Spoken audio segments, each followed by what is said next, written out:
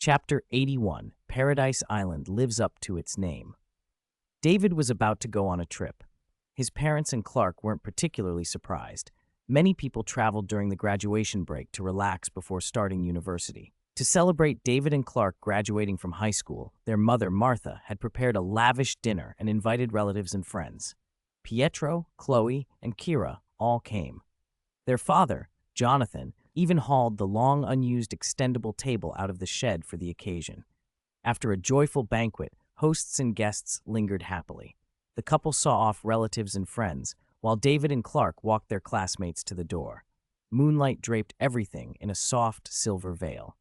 Later, in the familiar attic above the shed, in front of the old astronomical telescope, Clark looked melancholy. "Lana didn't come tonight?" David called as he climbed the stairs with his hands in his pockets. Clark hadn't invited her, and David hadn't seen her at dinner. "She's preparing to go to Paris for university," Clark replied, leaning on his red and white striped cane. He shook his head. There was a trace of loneliness about him. Life had a way of being imperfect. Clark had liked Lana secretly for years, and just as something might have been possible, they were about to choose different paths. Since we're bound to be apart, it's better not to make things harder. That would only leave me with more regrets. There had never been anything like a long-distance relationship between them. Clark had dreamed, a little unrealistically, of going to the same university as the girl he liked. Metropolis wasn't far from their small town, but Paris was as far away as it could be. David nodded in agreement. Lana had become a cheerleader early in high school. She had ambitions, and by dating the football captain, she was the center of attention. She wouldn't abandon a well-planned life for an unripe romance. Clark, a small-town boy who had never left his state, could knot up and move to another country for her. "It was never going anywhere," David said gently. "There will be more chances at university," he added, trying to comfort him. Clark, shrouded behind his sunglasses, smiled wryly and shook his head. Even when he could see, he had never been one of the popular boys on campus, and now that he was blind, he felt even less likely to catch anyone's eye. "Someone will always be good at finding gold in the sand," David said with a chuckle, thinking of Chloe's cousin, the resilient, beautiful young reporter at the Daily Planet, Lois Lane, who had already won early acclaim. Clark's trip to Metropolis might mark the start of meeting his future wife, David thought. Clark looked surprised to be evaluated like that and scratched at his cheek. "Other than some alien powers, I don't really have anything special," he said, a little bitter. He remembered occasions when his handling of things had been clumsy and how David had gone to great lengths for him, like with Avery and Rickman. Not long ago, after Clark pressed him, David had learned that what seemed like a perfect resolution with Rickman had actually left traces that almost exposed Clark's identity. If not for David, Clark might already have been found out. The thought frustrated him. "Don't underestimate what you have," David said. "Not everyone who could destroy the world can make someone in distress feel safe, like a light of hope." Clark looked confused. He hesitated, biting his lip. "The things I said after the red meteorite changed my personality. They weren't made up. Hidden feelings surfaced and were amplified after that incident. Things he had once thought secretly, like not wanting his parents to coddle him, or feeling David didn't feel like an older brother. I worry I was sent here with some awful purpose." His brow knitted. He had caused so much destruction on the farm that day. If that battle had taken place in town, how many people would have been hurt? Kara had called him Segai, prophesied to destroy the world, and Miss Kardashian's vision had taken on a darker meaning after he frightened his parents. In the future, will you be on the side of justice and I the one who brings fear? David raised an eyebrow. He wanted to say he had been just a refugee, an alien baby fleeing with no grand mission, but he didn't. Instead, he patted Clark's shoulder, offered a suggestion, and turned to go. "Stop thinking so much. Being blind gives your imagination too much time to run wild. Get some sun, you might even get your sight back." "I'm going to bed early. I leave tomorrow," Clark said. "Where are you going this time?" Clark called after him. David paused halfway down the stairs. "Not sure. Probably somewhere near London." "Near London? Any specific place?" "A place people whisper about. A paradise," David said and left the house. On the coast of a small island, waves lapped at a beach of fine white sand. A sharp, salt-laced breeze swept in from the sea. On the scattered black rocks, a young man in beach casual wear stood with his head tilted up at the overcast sky. Thick fog rose from the water, obscuring the horizon. "It took 2 days, but I finally found it," he murmured. David had been studying the old stories. After Steve Trevor's plane went down near Paradise Island, he and Diana had somehow reached London by night. That suggested the island lay in seas near the British Isles. He had searched the Atlantic and the North Sea around London. He'd arrived with clear skies, but as he approached, moving at many times the speed of sound, the weather seemed to react. Dark clouds rolled in, fog coalesced, and electric arcs stitched the sky. If someone were approaching by ship, they would have assumed a storm and turned away. But to David, the sudden weather change only confirmed he was close. Zeus, Lord of Thunder, was protecting something. Paradise Island was shrouded by divine protection, a magical veil sent by Zeus to hide it, guarding Hippolyta and her Amazons. David, in vacation clothes, stepped off a rocky outcrop and ran across the water. His skin seemed to glow purple as his feet barely touched the sea, turning him into a streak of purple lightning. The water held beneath him like solid ground as he cut across the surface. On a nearby cliff, Diana sat bored, legs dangling over the edge as she watched the sea. Her mother had described the outside world to her, a place of men and women, unlike the Amazons.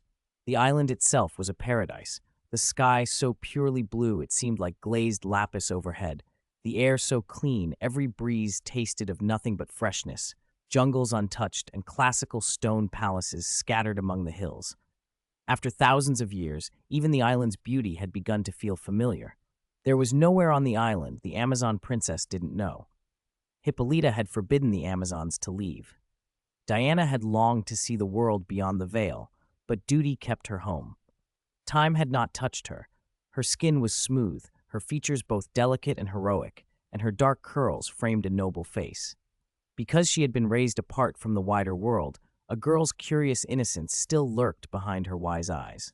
Bored, she tossed a pebble toward the sea. It skipped, flew 100 meters, and vanished into the water. A streak of movement answered, someone crossing the water like a living thunderbolt, spraying a white wake behind him. He landed on the pristine sand and paused, taking in the scene. Paradise Island certainly lived up to its name. Chapter 82. Arrogant. Passing through an invisible veil, David finally found Paradise Island. The scenery here really is like paradise. After the gloomy, storm-tossed seas outside, stepping past a single curtain felt like entering another world. Cloudless sky, the sea and sky merging into an impossibly pure blue. A gentle breeze stirred the air. Seagulls called as they skimmed across the sky. Whatever had come before felt suddenly unreal, as if he had walked into a myth. A man? Diana, distracted, blinked and rose from the cliff. She watched, disbelieving, as an outsider had crossed into Paradise Island. Bang! Clad in a golden, form-fitting battle skirt and wearing a star-marked tiara, Diana leaped from a sea cliff dozens of meters high and landed on the beach like a cannonball.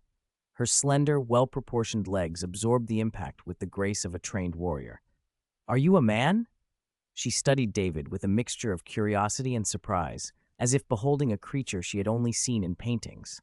Short hair, a flat chest, an Adam's apple on the throat, rugged features. This matches the men in the old works. After thousands of years of monotonous life, something new had intruded into her world. Curiosity from Diana's 85, Joy's 81. "Of course I am a man," David smiled, a hint of surprise on his face. He hadn't expected the first Amazonian he met on Paradise Island to be Wonder Woman. He'd even thought she might have left the island already, pulled elsewhere by the time ripples he'd caused. "Is that so rare?" "No, there are men in the old stories, but there are no men on Paradise Island." Diana's eyes shone. "How did you get in?" "Could it be," she added, half to herself, like mother worries when she looks out at night, that after thousands of years, King Zeus's power wanes and the magic barrier might not hold Paradise Island much longer. Her gaze swept him from head to toe, lingering on his Adam's apple and face as she muttered with delight. "Men are more handsome than in the paintings, but why don't you have a beard?" "That's because I'm not old enough yet." Asked about the lack of a beard, David felt a momentary irritation. His mind flicked to images of court eunuchs, which was an awkward comparison. He let it pass and grinned. "How old are you?" 3,000.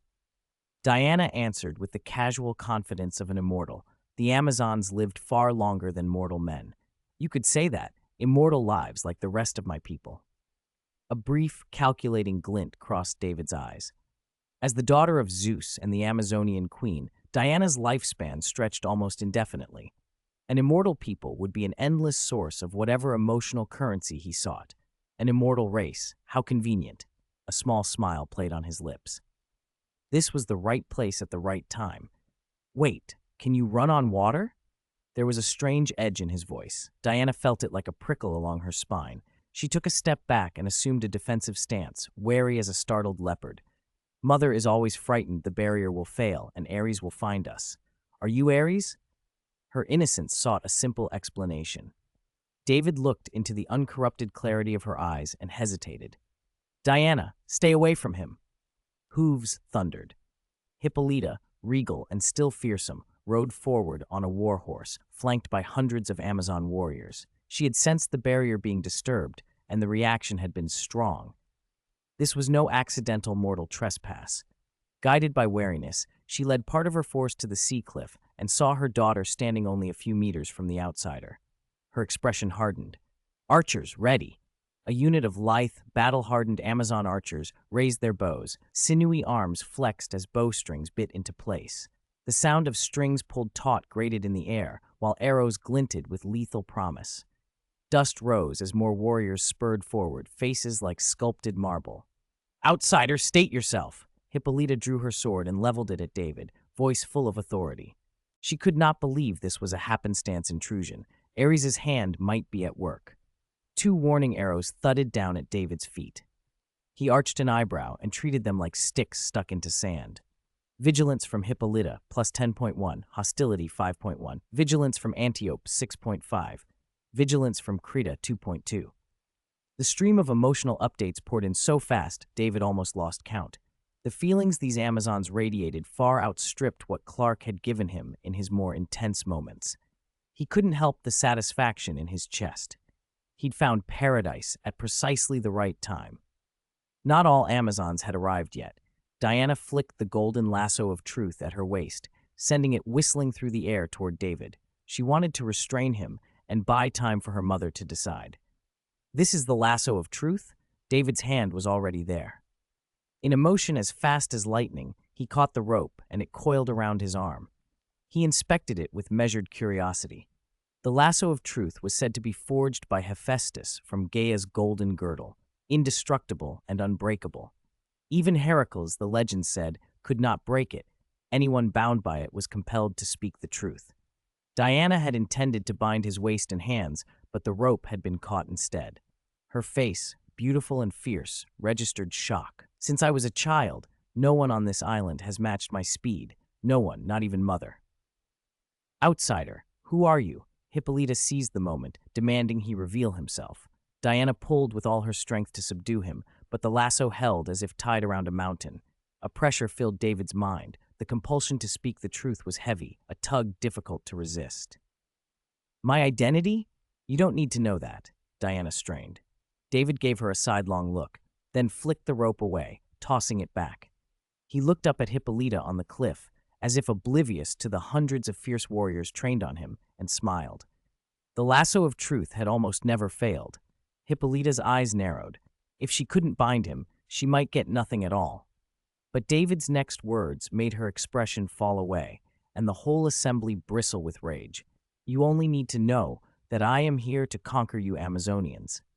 He spoke slowly on the beach, laying out his purpose without flinching. For a moment there was stunned silence, and then the flood of emotion burst from 1,000 throats. Hostility and righteous fury rolled like a tide. Arrogant! Kill him! Chapter 83. Is he a monster?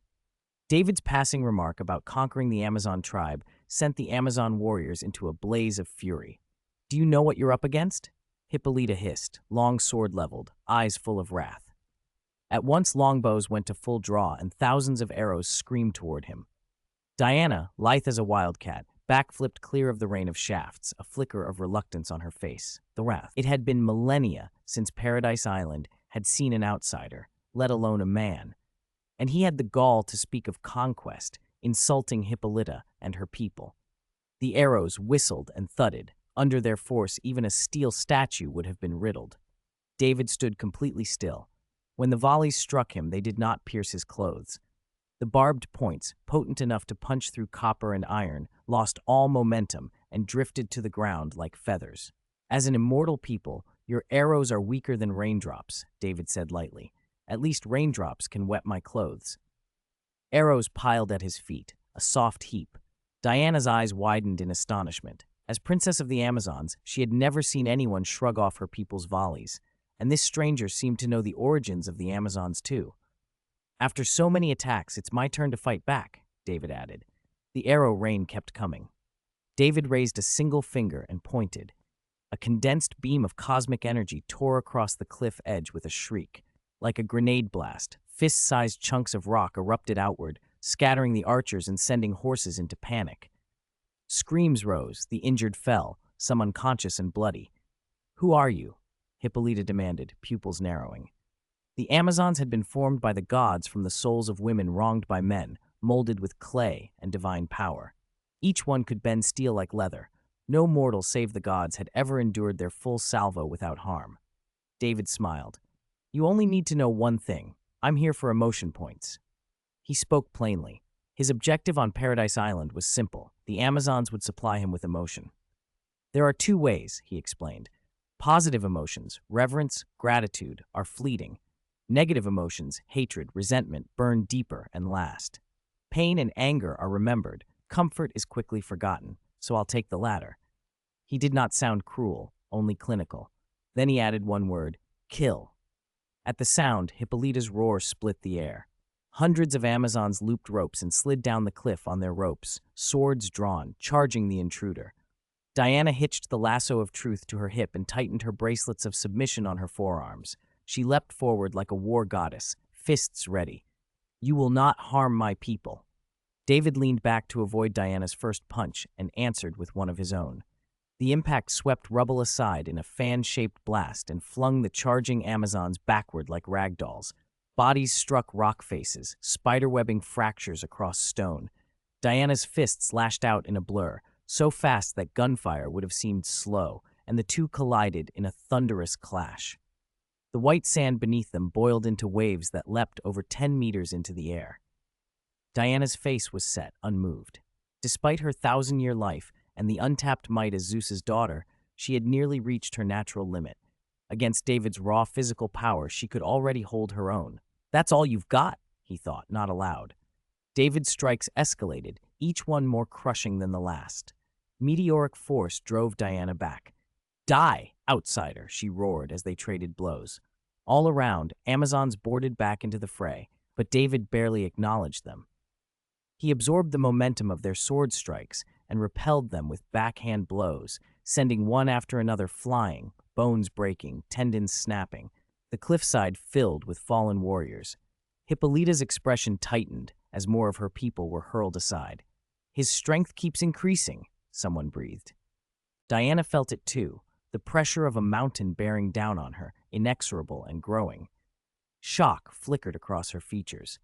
This was unlike any foe she'd faced. Is he a monster? The thought rose, but it only sharpened her excitement. Her eyes brightened with the thrill of combat. "You're a fine opponent," she admitted through gritted teeth. "Since I came of age, I haven't had a fight like this. If I win, I'll beg my mother to spare you." She raised her bracelets to meet another of David's blows. With an effort, she blocked the strike, though the force still rocked her. He could have killed scores with a single wave of his hand. For reasons unknown, he had not. Did he truly intend conquest without slaughter? David pushed forward ruthlessly. A single slammed fist drove Diana to her knees. "When I defeat you," he said, "you and your mother will kneel before my throne. Just like this." "You're arrogant," Diana spat, fury flaming. She rose and struck back, but was knocked down again by the next impact. Purple energy ripples pulsed from David with each blow, his eyes glowing an eerie violet, godlike in their intensity. His attacks became more terrible still. Under the mountain-shattering, ocean-roaring force, Diana was forced to retreat, relying on the bracelets of submission to soak his blows, each block like striking an endless body of water, dissipating part of the energy. David frowned, seizing Diana's arm. His focus fell on the bracelets that had absorbed so much of his power. "Bracelets of submission," he murmured, eyes fixed on her wrist. Chapter 84. Let Go, Princess. The bracelets of submission, forged by Hephaestus, the god of fire, from fragments of the Aegis, the shield of Zeus, king of the Olympian gods. They automatically attract incoming attacks, protecting the wearer from arrows and stray bullets, making them invulnerable to blades and spears, and suffused with divine defensive power. David displayed a faint look of admiration. As the daughter of Zeus, Diana, second-generation god, indeed bore divine artifacts. She pulled and twisted, but the bracelets would not yield. She threw another punch. It was caught. She gritted her teeth and let out a low growl, gathering every scrap of strength to wrench free, but she couldn't budge them an inch. Both wrists felt as if clamped in iron tongues. "Release the princess," came the order. A tall Amazon warrior with a bleak, businesslike expression, more like a hard-bitten commander than a tribal matron, launched herself like a cannonball from dozens of meters away.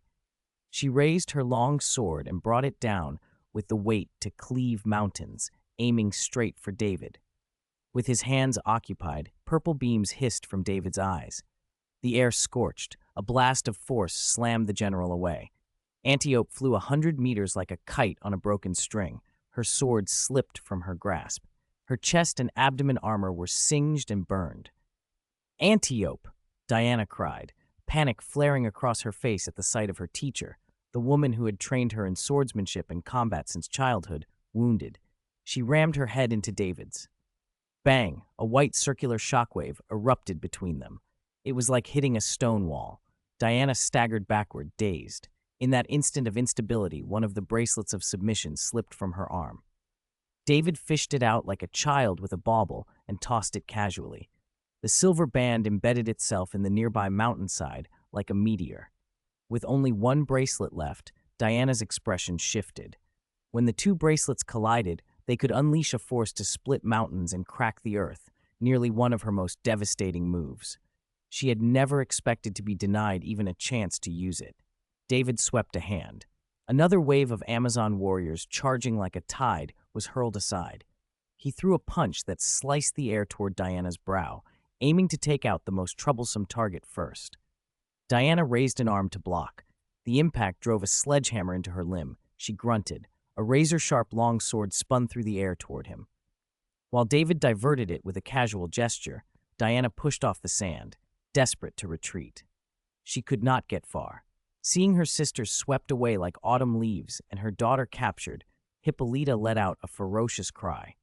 "Paradise Island is under the gods' protection. This is not a place for you to run wild, man." The queen hurled her blade to rescue Diana and leaped down a 100-meter cliff. Her movement was lithe and powerful. Her face was cold as frost. She struck at David from multiple angles. Unlike Diana, who lacked battlefield experience, Hippolyta had fought in the Age of the Gods, clashing even with invaders from beyond the heavens. Her strikes were hardened in blood and fire, almost flawless.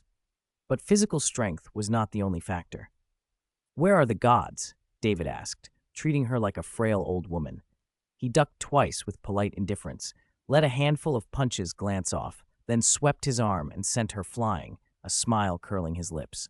"If they were truly watching this," he said, "I would be even happier." But Paradise Island was evidently not important enough.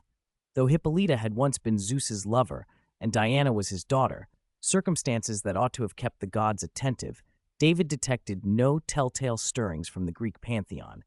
"Bang! Mother!" Diana shouted. She sprang forward and caught Hippolyta as she crashed down, blood at the corner of her mouth. Diana glared at David, fingers fumbling for the lasso at her hip. She seized it with both hands like a gunslinger, ready for a life-or-death duel. Against an opponent like this, only the lasso of truth had a chance. "Kill!" The Amazon warriors screamed and surged forward again. David extended his palm and clenched, crushing the air itself. A spherical shockwave radiated out from him, sweeping hundreds of meters in an instant. The remaining 1,000-plus Amazon warriors were thrown like insects, their bodies slamming into stone. They fell, stunned and unconscious. Diana slammed her mother behind herself to protect her. She had to shut her eyes as the gale struck. When the wave passed, a tall figure had already closed the space between them, no more than a meter. There was no time for Diana. She opened her eyes to find a fist connecting. Her injured arm sagged and the lasso of truth was wrenched free.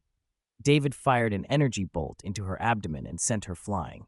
Before she could go far, he let the lasso move under his will. It shot out like a bolt of golden lightning, wrapped her midair and tightened. He hauled Diana in like a plucked kite. She fell awkwardly to the beach, completely bound. "Daughter!" Hippolyta shrieked, eyes rimmed with blood. She threw herself up, but another blast of energy flattened her into unconsciousness. On the beach, thousands of tall warriors lay inert beneath the bright sun. David stood holding the lasso, one end tied to Diana lying on the sand, the other in his hand. He looked up at the sky. A small display flickered in his mind. Template integration 61%. Before coming to Paradise Island, it had been 60%. A single battle had raised it by 1%. This steady progress pleased him. But the main point is next, he thought. In the heart of Paradise Island, inside the ancient Grand Royal Palace of the Amazon tribe, a man sat where no man ever should have sat, on the queen's throne. Before him, the Amazon warriors and generals remained standing, injured and furious. Hippolyta could do nothing but gather her officers at the foot of the throne, trembling with rage but unwilling to advance. "Are you all very displeased?" David asked, lounging with his chin on his hand, surveying the humiliated crowd below. Diana's ebony hair fell in a dark curtain. Her face was bruised and fragile. Bound by the lasso of truth, she couldn't sit up and leaned weakly against the side of the throne, glaring at the intruder. In David's other hand, he casually held Hippolyta's gleaming sword, using it to bar any forward movement. If Diana tried to lunge, she would drive herself onto the blade, an implicit, unmistakable threat. "What do you want, outsider?" Hippolyta demanded, forcing her wrath into words. "It's simple," David replied. "Submit to me." "You are deluding yourself." Antiope roared. "The Amazon tribe can be destroyed, but it will never be conquered." The Amazon warriors echoed the cry, their hatred like a chorus.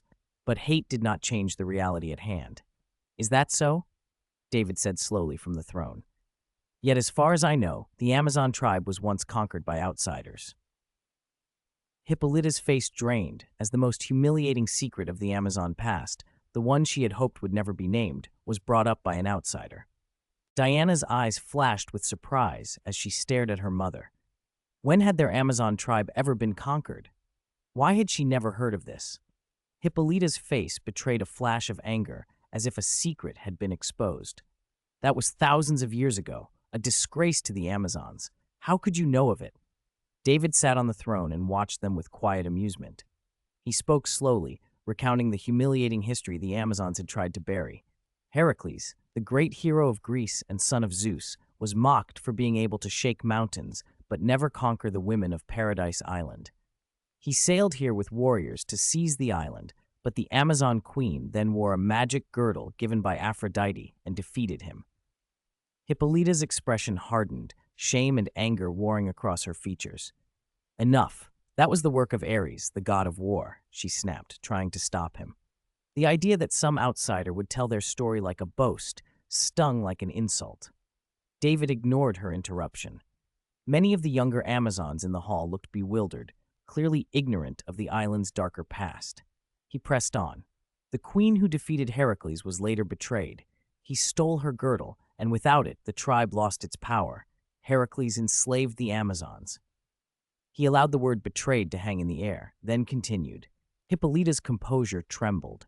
If David's version was polite, the truth was starker. They had been reduced to slaves. After that, Aphrodite was furious and at first threatened to turn her back, but Hippolyta begged the goddess for mercy. Aphrodite finally helped. She drove Heracles away. Since then, Amazons have worn bracelets as a reminder, never to forget the time they were slaves and to remain forever wary of outsiders, especially men. Anger flared across the queen's face. "You would have us bow to others again? Never." The memory of that shame burned. She could not fathom why David knew the intimate details, yet blurted them here, seemingly to undermine her authority. Still, the fear in her people's eyes told her she had to rally them. We learned the taste of losing freedom. It is worse than death. The wounded warriors recovered some of their pride and began to chant, voices rising through the ancient hall. We will never be conquered. You may kill us, outsider, but you will not take our dignity.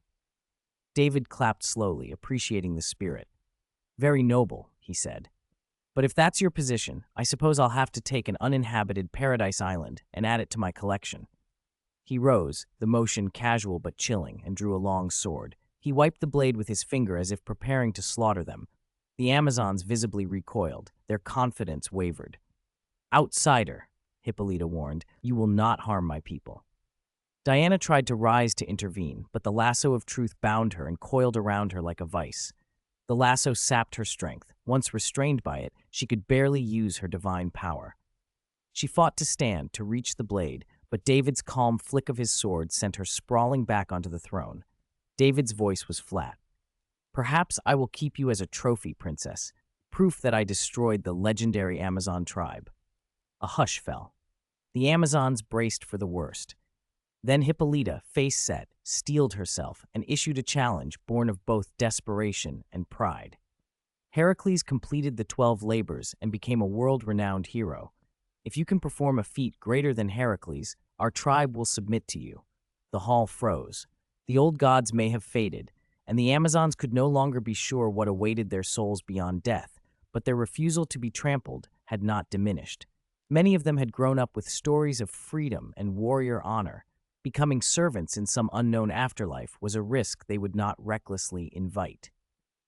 David tilted his head and laughed softly. He had no real interest in slaying them for sport. Slaughtered enemies only bred cycles of revenge.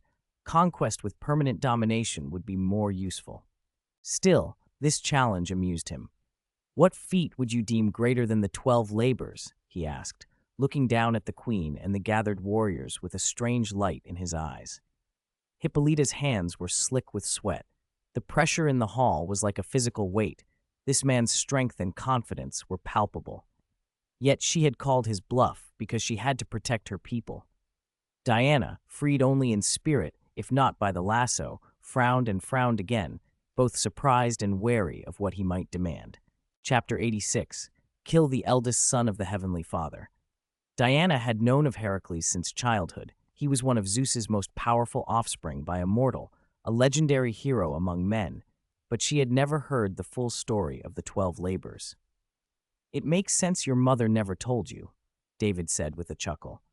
One of Heracles' labors was to take your mother's magic girdle. Mothers don't usually tell their daughters about embarrassing failures. And what? Hippolyta looked at the young man on the dais, her heart fluttering as a flicker of unease crossed her face. Could he know more? Impossible. Some things were the province of gods alone.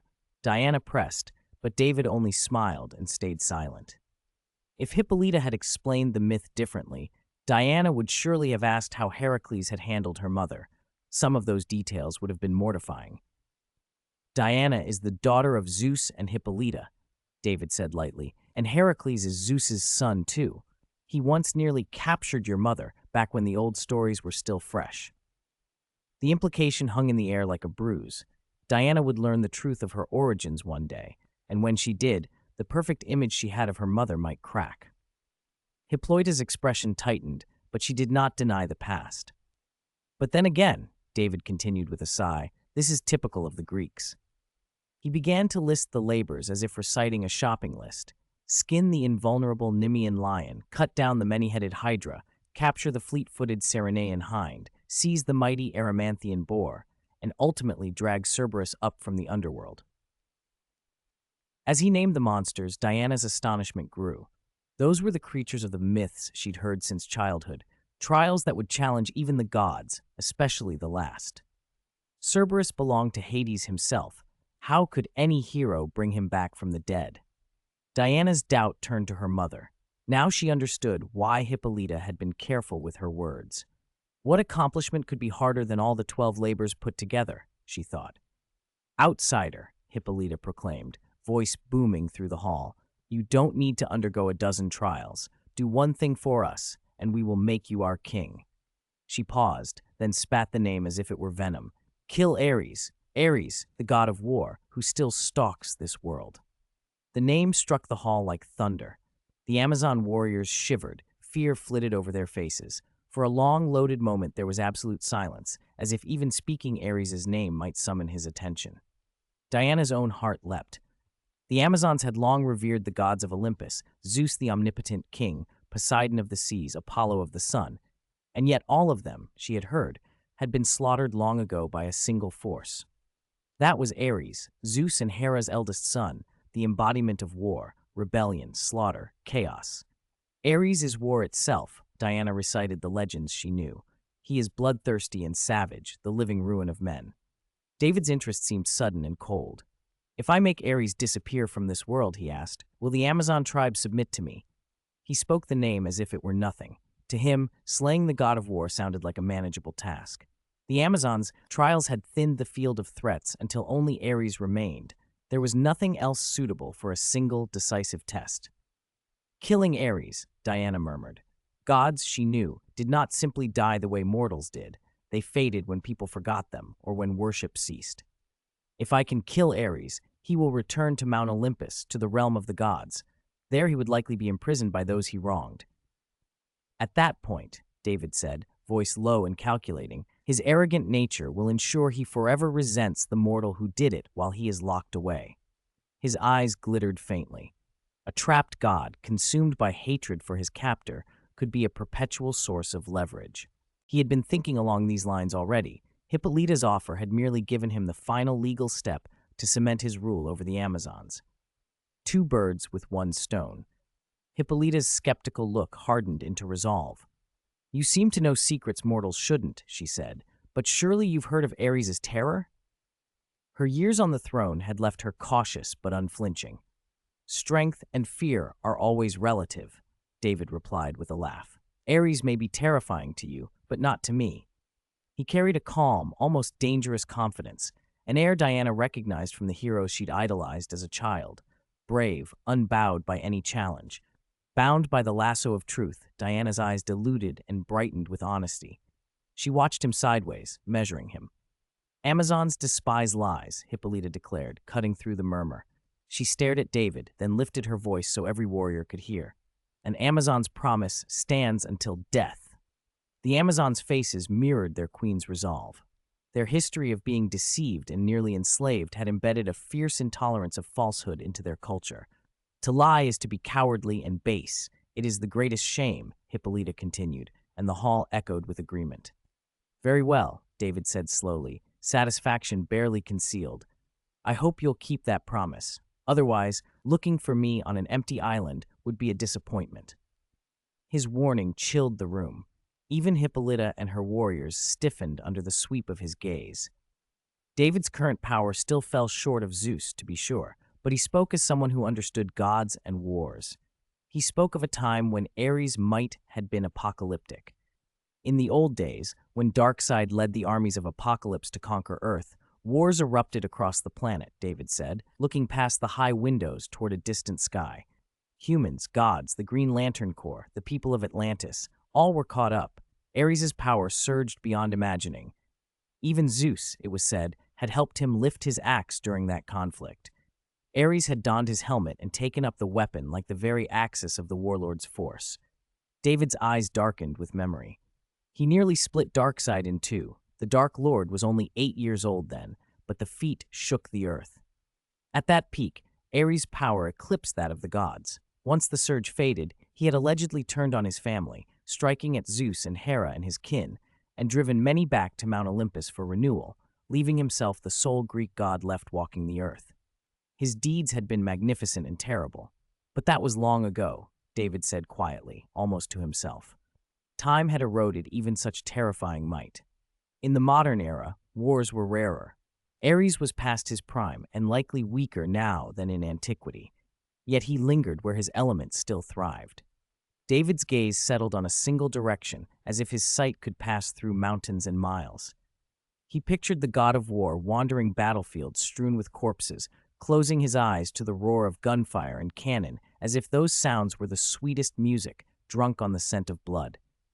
Where war happens, David said, there Ares will be. In a steel and concrete fortress, a long-haired man with unmistakably Egyptian features stood with a glass of red wine, staring down at the base below, where soldiers patrolled without pause. In just a year, Ismail's life had been turned inside out. Where once he and his men hid and ran from capture, he had now become the de facto ruler of his homeland, Kahndaq. All of it because of one person, and yet he was not happy. His brow was tightly furrowed. Footsteps sounded behind him. An old man approached, aged, but with a face that still demanded obedience. Tall, leaning on a gentleman's cane, he moved like a sovereign through his own hall. Facing the warlord who ruled a nation within his own base, he walked as if he were in a palace. "Troubled by your country?" the old man asked. "Your Eminence." Ismail heard the voice, turned slowly, and bowed with a faint look of surprise. "Shouldn't you be at Kowak's victory banquet, celebrating the conquest of tens of thousands of square kilometers and the triumph over Kahndaq?" The man before him was the single greatest power behind the Kowak warlord, the reason Kowak and Kahndaq could fight so fiercely. "I do not care for mortal banquets," he said. The old man's smile was contemptuous. All that clinking of glasses, the polite faces hiding scheming, filth, darkness, and violence, the hypocrisy sickens me. "For your Eminence, who has dined with Olympian gods, our mortal feasts are naturally beneath your notice," Ismail replied, lowering his head. His open shirt showed a raw, crimson scar on his chest, the jagged corner of a five-pointed star. "Olympus," the old man murmured. Hearing that name produced a sneer and a flash of mockery. "Your Eminence, I wonder where you found my ancestor's crown." Ismail hesitated, then said, "I searched for it, but never found it." "You needn't know. That place holds you no advantage."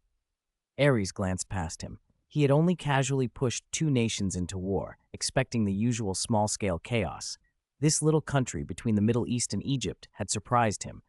When he'd sought a petty warlord to prop up and found Ismail, he had smelled something unexpected: magic and demons in the man's bloodline. "Is Black Adam sealed there?" Ares asked. Hatred flared in Ismail's eyes, and he clenched his fists. "Thousands of years ago, my ancestor, King Acton, ruled this kingdom. If not for Black Adam, our family would have ruled this land forever." Acton had forged a crown and sealed a pact with the 6 great demons of hell. Their bloodline should have held the throne, but Black Adam destroyed it all. "Do not think that simply because you've bound those 6 demons, you can defeat that mortal chosen by those insufferable wizards," Ares warned, voice cool with disdain.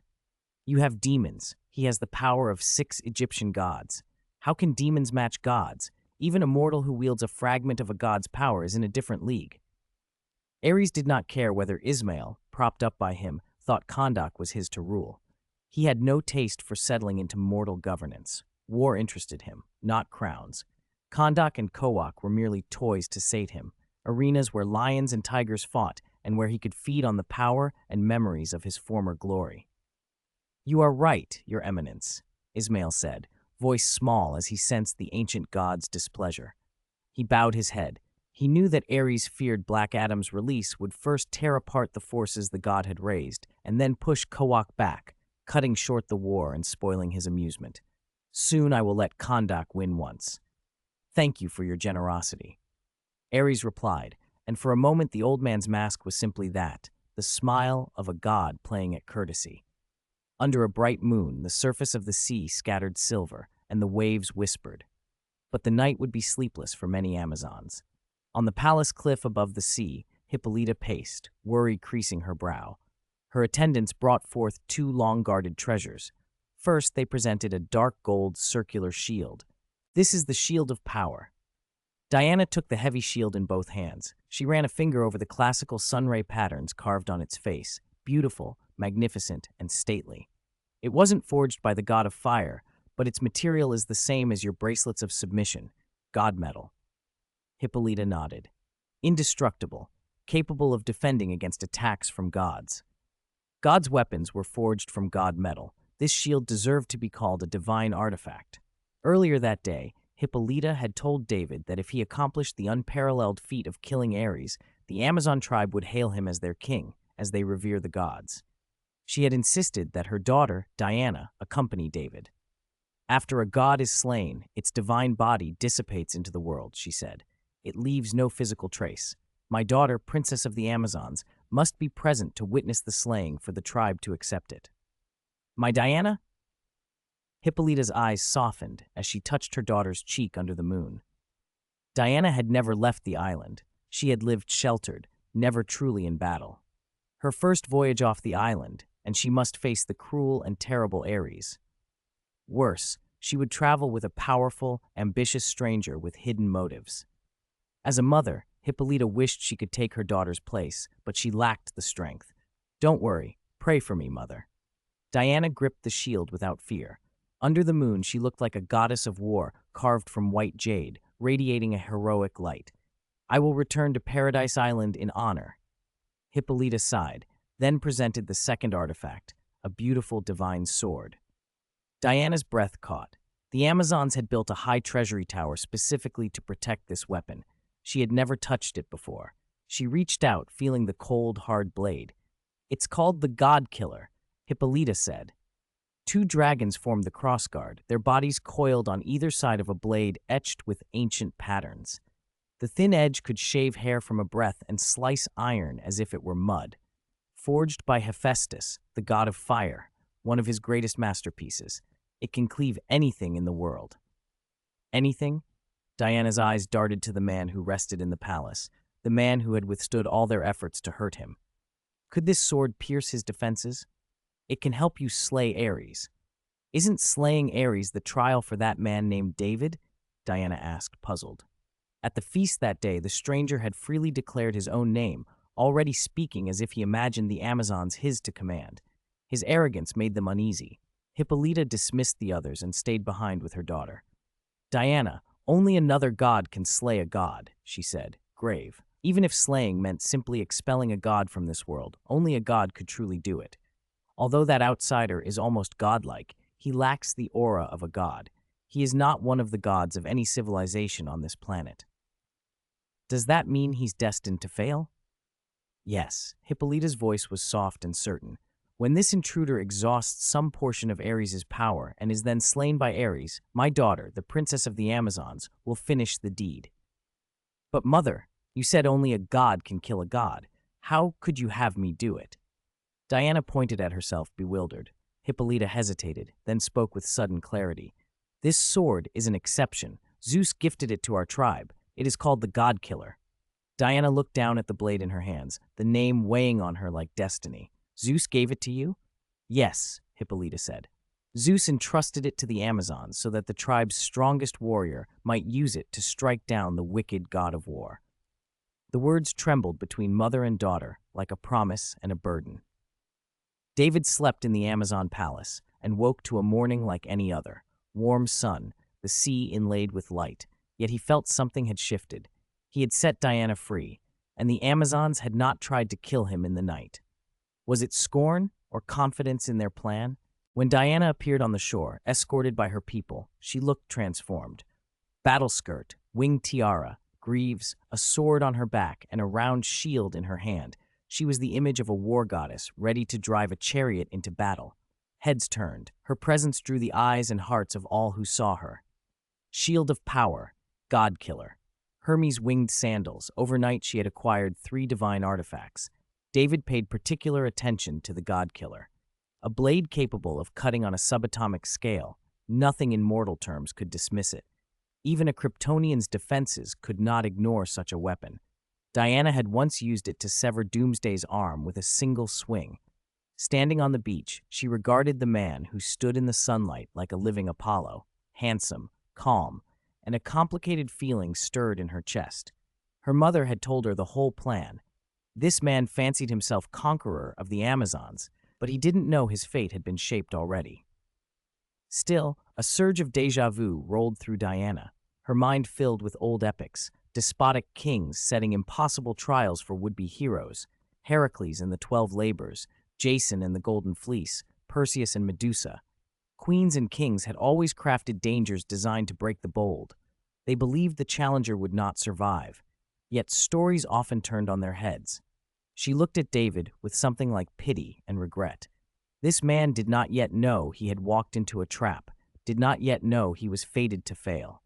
As a mortal, she thought, he is doomed to be unable to slay a god. Chapter 88. God, what's going on? The most war-torn region on this planet was the Middle East. The civil war in Kahndaq had raged for years, and when someone finally seized control and ended the chaos, they immediately went to war with the neighboring state of Kowak. The conflict had dragged on for a year, a quagmire that kept both nations painfully entangled, each advance answered by a counter, no side able to break the stalemate. In the capital of Kahndaq, residents hurried along the streets with hollowed eyes and weary faces. Years under siege had left them thin and on edge. Armed soldiers patrolled at intervals, and a suffocating tension hung over everything. David and Diana walked leisurely through the market, drawing looks. Their striking appearances and the ease with which they moved made them stand out in a city full of hardship. Diana's ancient warrior garb, in particular, was like a beacon. A woman dressed in Amazonian armor among market stalls was hard to ignore. "Have people outside always dressed like this?" Diana asked, looking around with frank curiosity. Almost everyone turned to stare. Diana carried herself with the absolute confidence of a princess warrior and showed no discomfort. Rather, modern clothing itself looked odd to her. How could that be comfortable? Compared with the tunics and draped garments she was used to, sleeves that ran to the wrists and collars that hugged the throat seemed restrictive. "A goat thinks the donkey strange, and the donkey thinks the goat strange," David said casually. Kahndaq's cities were backward compared to modern metropolises, but they preserved a great deal of their original character: stone buildings, ancient ruins. If these streets had been a true concrete jungle, Diana would have felt even more out of place. "Is Ares in this country?" Diana shifted to the point. After leaving Paradise Island, David had brought her across the sea straight to Kahndaq, as if he had a target in mind. "Not necessarily, but it's highly likely," David said. He hadn't read many comics, but he understood enough about Ares. The god loved to prop up a weak nation to oppose a strong one, or set two weak nations against each other, manipulating human lives like pieces on a board. His aim was to keep both sides balanced, just enough to prolong war and feed on the suffering. "If he's not here, he's in Kowak," David went on. One side's civil war was wrapped up in a year by a small warlord who suddenly took control. The other, formerly poor and backward, started receiving vast sums of money, buying weapons as if they were free, and their military strength exploded overnight. Skirmishes turned into full-scale war. Today, you take a border outpost. Tomorrow, they take a town. Diana listened, suspicion sharpening her features. "There's an invisible hand behind this." "You're not that naive," David said. He had been following the news because Kahndaq was the homeland of Black Adam, a familiar name that had caught his attention. When someone mentioned a meddling god of war, these two countries immediately looked like prime candidates. "My mother was right," Diana said, heat and hatred in her voice. "Ares is cruel and bloodthirsty. He feeds on the cries of the wounded. Wherever he goes, he brings chaos and bloodshed." Her fists clenched without her meaning to. Zeus had entrusted the god-killer sword to the strongest Amazon, charged with killing Ares. Diana would not fail that divine legacy. The war god must be ended. David glanced at the sword slung on her back. The blade was said to be capable of slaying a god, but in the stories, when Diana once plunged it at Ares, the weapon had crumbled at his touch, like ash forming and dispersing. "Even an Amazon-forged shield shouldn't be that fragile," he murmured, wondering how Ares had managed to nullify the sword's power. They passed the ancient palace ruins at the city center and headed for a military base outside town. As they walked, an ice cream truck drew Diana's attention. Children in this battered city queued up happily for colorful, cool treats, and when they took their first bites, their faces softened into real smiles. Ice cream. The word was new to her. David shook his head with a small, fond smile. Someone who'd been isolated for millennia could have no idea what ice cream was. "Two, please," Diana said simply. David handed over a bill and bought a cone of vanilla and one of chocolate, which he gave to Diana. The Amazon princess, armored, sword and shield on her back, ate one in each hand, eyes brightening. "How can something be this delicious?" She tasted one, then the other, then turned to the vendor with regal solemnity. "You should be very proud of this." The vendor blinked, took off his straw hat, and bowed awkwardly. He'd heard his ice cream praised as cheap and popular, but never lauded like a royal chef. David watched the incongruous sight, Diana in full warrior regalia, savoring ice cream, and thought, not for the first time, that Wonder Woman loved simple pleasures. They were a little ways past the city when armed men guarding a heavily fortified base took notice. "Stop! Don't move!" Soldiers of Ismail's new internationalist front shouted, leveling their dark muzzles at David and Diana. The two looked like tourists. Their faces were clearly not local. "You can't be here. Didn't you see the warning signs?" a soldier barked. "We suspect you're spies. Come with us." Approaching a foreign military base without permission was a serious offense. A squad was moving in when some of the men leered at Diana. She had just finished her ice cream and was in a good mood until she snapped. "I don't like your eyes," she said, and whipped out her golden lasso of truth. The rope lashed out with surgical precision, hurling several soldiers into the air. Panic erupted. "Attack! Alarm! Attack!" someone screamed. Inside the fortified courtyard dug into the mountainside, soldiers saw their comrades sent flying and immediately opened fire. Diana drew her shield in an instant and used it to block the hail of bullets. David stood behind her, shielded completely, as rounds thudded into the face of the bronze disc. "Shoot her legs!" an officer roared. He was furious. This was not a training exercise, and pointed where the shield left her vulnerable. Hundreds of bullets poured in a torrent and struck the shield with relentless force. Clang, clang, clang. Each round deflected harmlessly away. The officer's anger turned to disbelief as he watched. He barked orders, adjusted his cap, and fired himself, aiming at the unprotected part of Diana's legs. But for some inexplicable reason, every bullet he fired veered and met the shield instead, the officer standing dumbfounded by the impossible accuracy of the defense. "God, what's going on?" someone cried aloud. The silver bracelet's divine power automatically drew in and deflected incoming fire, protecting whoever wore them. Diana had them on and held the radiant shield. Every bullet aimed at her slammed into that shimmering barrier. But the fortress defenses didn't end there. On the high walls around the courtyard, heavy machine guns swiveled into position, thick muzzles trained on David and Diana. A purple energy beam tore through one gun, shattering it into steel fragments. David kept pointing. One by one, the machine guns on the ramparts were blown apart like brittle biscuits. The falling debris turned the front courtyard into a slaughterhouse. Flesh and blood flew. Frontline soldiers collapsed dead, smoke rising. A few who somehow survived cowered in corners, eyes fixed on David as he fired lasers from his fingers, panic-stricken. "Devil! Devil!" they screamed. David frowned, then pointed, and the courtyard fell silent. The silence was broken only moments later by a piercing alarm that echoed through the mountain-forged steel fortress. Fully armed troops, guns and cannons at the ready, poured out from within. Diana gave a soft cry and sprang into the fight. She cracked the lasso of truth like a whip. Its golden glow sent a dozen men flying with a single flick. She moved through the ranks like a leopard, dodging bullets, snapping the lasso, and enemies fell in waves beneath her. Inside the office, Ismail pulled a pistol from a drawer and peered out the window, frowning. He couldn't casually call on the six gods' power. If he used it recklessly, the war game that had given him his current status would be ruined.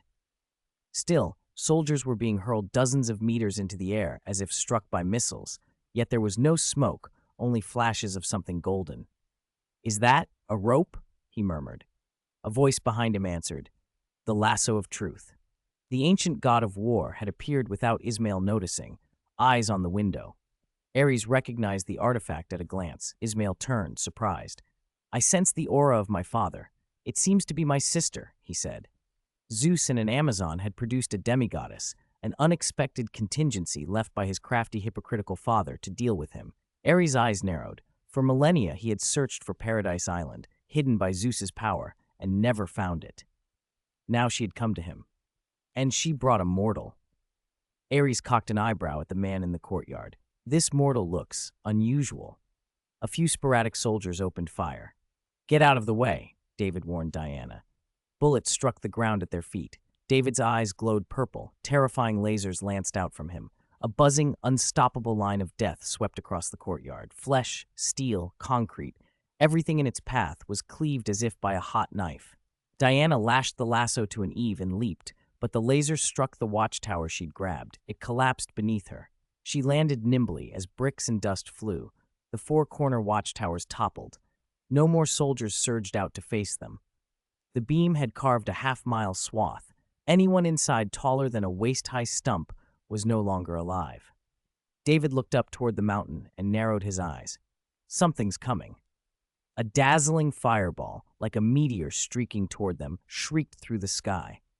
Diana could clearly see it hundreds of meters away. It slammed down before them with a thunderous impact, gouging a deep crater. A blast of heat and force blew the corpses on the ground away like straw. Terrifying flames melted the earth into rivers of lava. Smoke and the stench of sulfur choked the air. From the smoke came a deep, resonant voice that sounded like a monster's. "You have great audacity to have killed all the soldiers in my base." The steam and smoke thinned and revealed a towering figure with glowing red eyes, crimson skin, a body wreathed in fire, thick horns swept back from a feral face, and a five-pointed star burned on his chest. He radiated pure menace. "Shabak," David said, surprised. He had expected someone powerful to show after the slaughter of the base, but not this particular enemy, especially not now.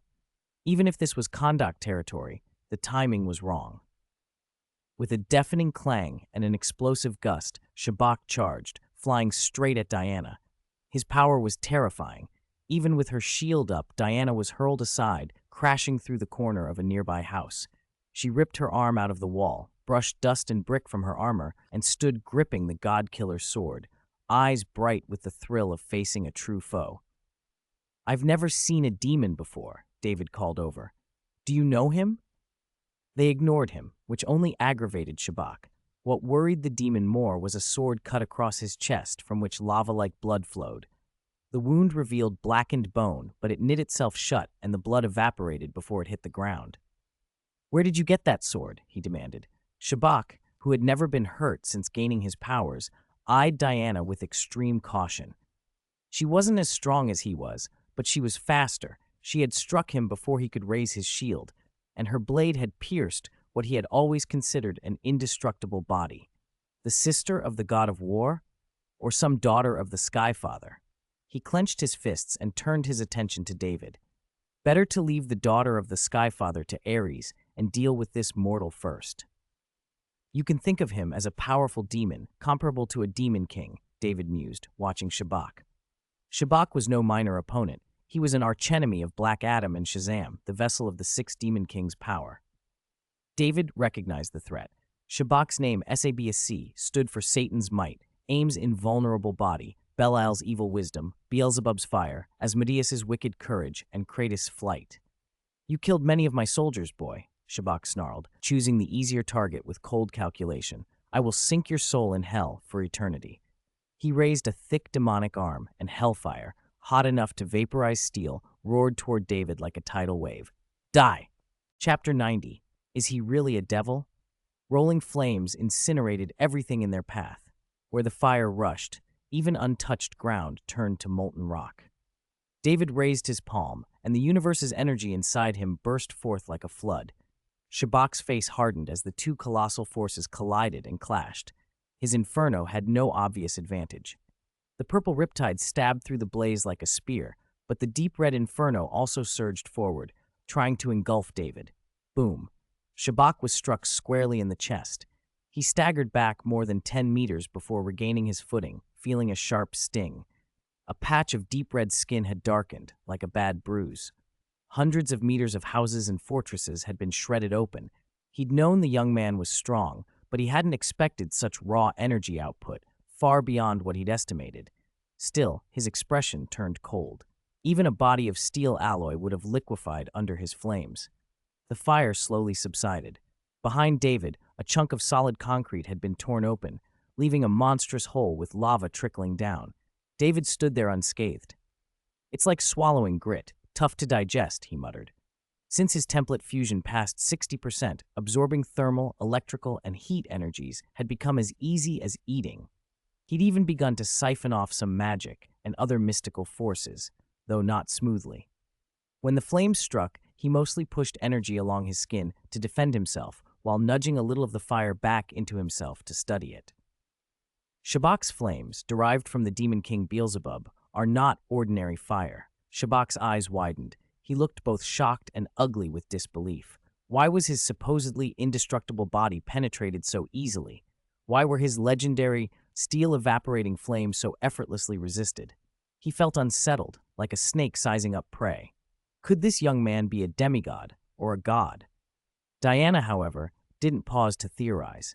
She planted her feet, the ground cracking under the force, and launched herself forward like a cannonball, shield leading. Shabak slammed his hand against the shield to block.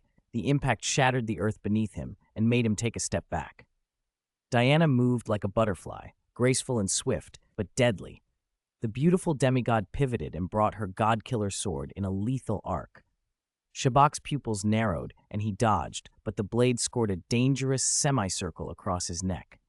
Before he could recover, Diana spun and delivered a sharp, crushing kick to his chest that sent a shockwave through the air. Under the barrage of fluid attacks, Shabak was flung through the roofs and smashed into several houses. "Is he really a demon?" Diana asked, a little stunned as she looked at David.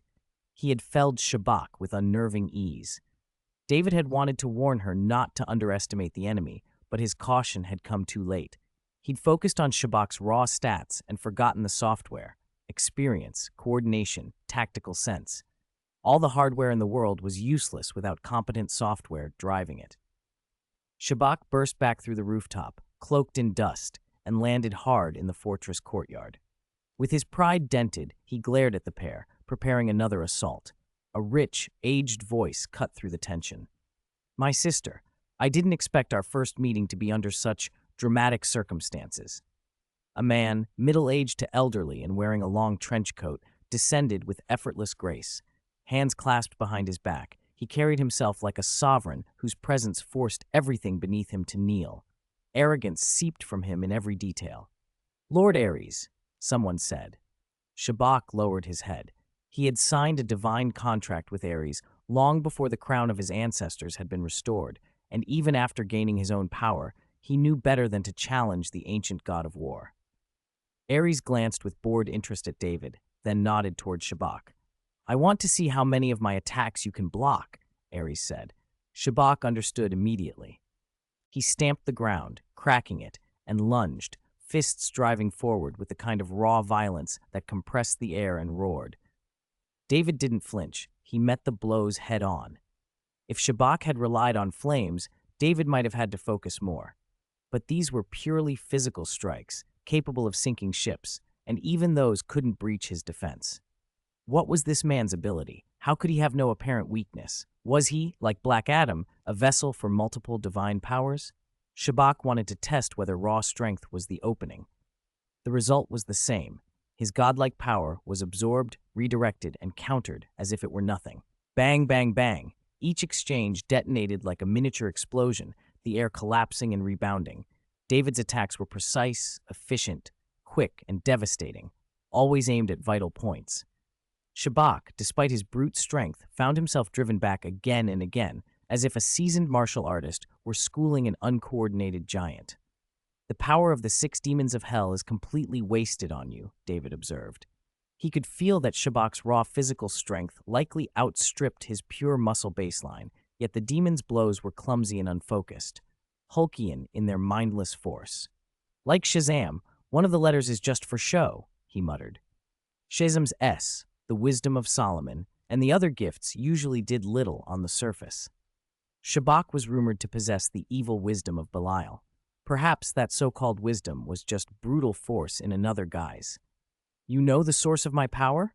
Shabak gasped as a strike landed against his neck. He clutched the wound, shaken, and stumbled back, gouging several deep craters into the earth. "Could you be the new champion the wizards picked after Black Adam?" Shabak snarled. "Those hidden wizards have chosen someone new and given him powers unlike Black Adam's Egyptian 6 gods. Which deity granted you power? Heracles' strength? Achilles' body?" He lashed out with frantic fury, thinking that David traveling with Zeus's daughter meant the boy might conceal godly blessings. If David possessed something like Achilles' invulnerability, it might explain his defense. Anger from Shabak. Your useless chatter is as plentiful as your useless attacks. Your useless words are as numerous as your useless attacks. Blow after blow landed heavier than the last. David had no idea what had driven this man to such frenzy. Was he so consumed with vengeance against the wizard and Black Adam that he'd lost his mind? While Diana faced Ares, this other man assaulted Shabak, and David's original purpose, why he had come here at all, was slipping from view. He forced himself to stay composed. He wasn't in a rush to take Ares down. All he needed was to be the one who ultimately killed Ares, to make Ares die bitter, furious, and resentful toward him. That would be enough. Besides, this man in front of him might be useful for other, stranger rewards. Diana tore her gaze away from David's effortless containment of Shabak and fixed it on Ares. Her eyes sharpened. You are Ares? Ares had been watching her with something like appreciation. Of course, daughter of Hippolyta. He landed slowly, chuckling. Didn't your mother tell you where you came from? She told me she shaped me from clay and begged Zeus to breathe life into me. Recognizing her at a glance, Ares smiled with lazy certainty. Diana frowned, then wrapped the lasso of truth around him and demanded, Tell me the truth, god of war. Ares did not struggle, though he seemed unconcerned. Sister, I speak the truth. The lasso's compulsion could not be resisted, even by gods. Diana's heart tightened and her face went pale. Before leaving Paradise Island, her mother had said only a god could kill another god, but then, with evasive eyes, had mentioned the god-killer's sword as an exception. Could it be, that's not important, Ares said. Whether or not I am Zeus's son. Diana blinked at the sudden surge of revelation, shook off the momentary confusion, and steadied herself. Her eyes filled with murderous resolve as she glared at Ares. What matters is you will never harm anyone again. You will not incite wars or slay mortals across the world. She launched at him with the god-killer's sword raised, her aura crashing down like a female war god. The ground trembled under the force of her attack, an earth-shattering strike from Zeus's daughter aimed at the All-Father's eldest son. Time seemed to slow. Shabak, just recovering, felt his heart seize. He had seen enough of that blade to know its danger and wondered how Ares would respond. Would he dodge? My sister, you would kill me for those mortals? Ares said calmly, reaching out. The blade slid through his palm as if into air, then vanished like ash in a gust. Only the hilt remained stuck in his hand. Ares's face betrayed no surprise, only a lordly disappointment. I thought you might at least be following orders our father left behind. Gods are masters of all things, not the servants of mortals. You disappoint me, sister. Diana stared at the naked hilt in disbelief. The god-killer's sword her mother had given her, claimed to be forged by the god of fire, had simply disintegrated. Shabak's face mirrored astonishment. The ancient son of the All-Father was so powerful, Shabak had been wise not to resist him after acquiring his own powers. A divine sword that could cut through my body like paper was casually destroyed, he muttered. Only David seemed unfazed. In his eyes was something strange, almost amused. That's not the god-killer, sister. Ares gently blew the dust from his hand and shook his head with the indulgent air of a god regarding a foolish lamb. You are the ultimate weapon our father left to deal with me. If Diana's origin had been a lie, then the so-called god-killer must be fake as well. The revelation hit Diana hard. She recoiled, visibly shaken, and began to let go of the hilt, resolve shifting toward relying on her own strength. If only a god could kill a god, she could not depend on a sword her mother had lied about. She could only be her own weapon. You are truly naive, Diana, David said, his voice slow. Do you know how many victories in war are built on lies and deception? Diana's hand hesitated over the hilt. Ares, David continued, looking the war god in the eye with no trace of mortal reverence, only cold contempt. Your reputation has been paraded across this world for centuries. Strength, arrogance, bloodlust, cruelty. But one thing's missing from the legend, cunning and deceit. Ares' face darkened, the air around him constricted with his outrage. Mortal, do you know who you are speaking to? His voice rolled like thunder. The sky answered. Within heartbeats, the weather warped. Heavy clouds banked low, electric snakes writhed through the gloom, and a storm gathered mean and concentrated.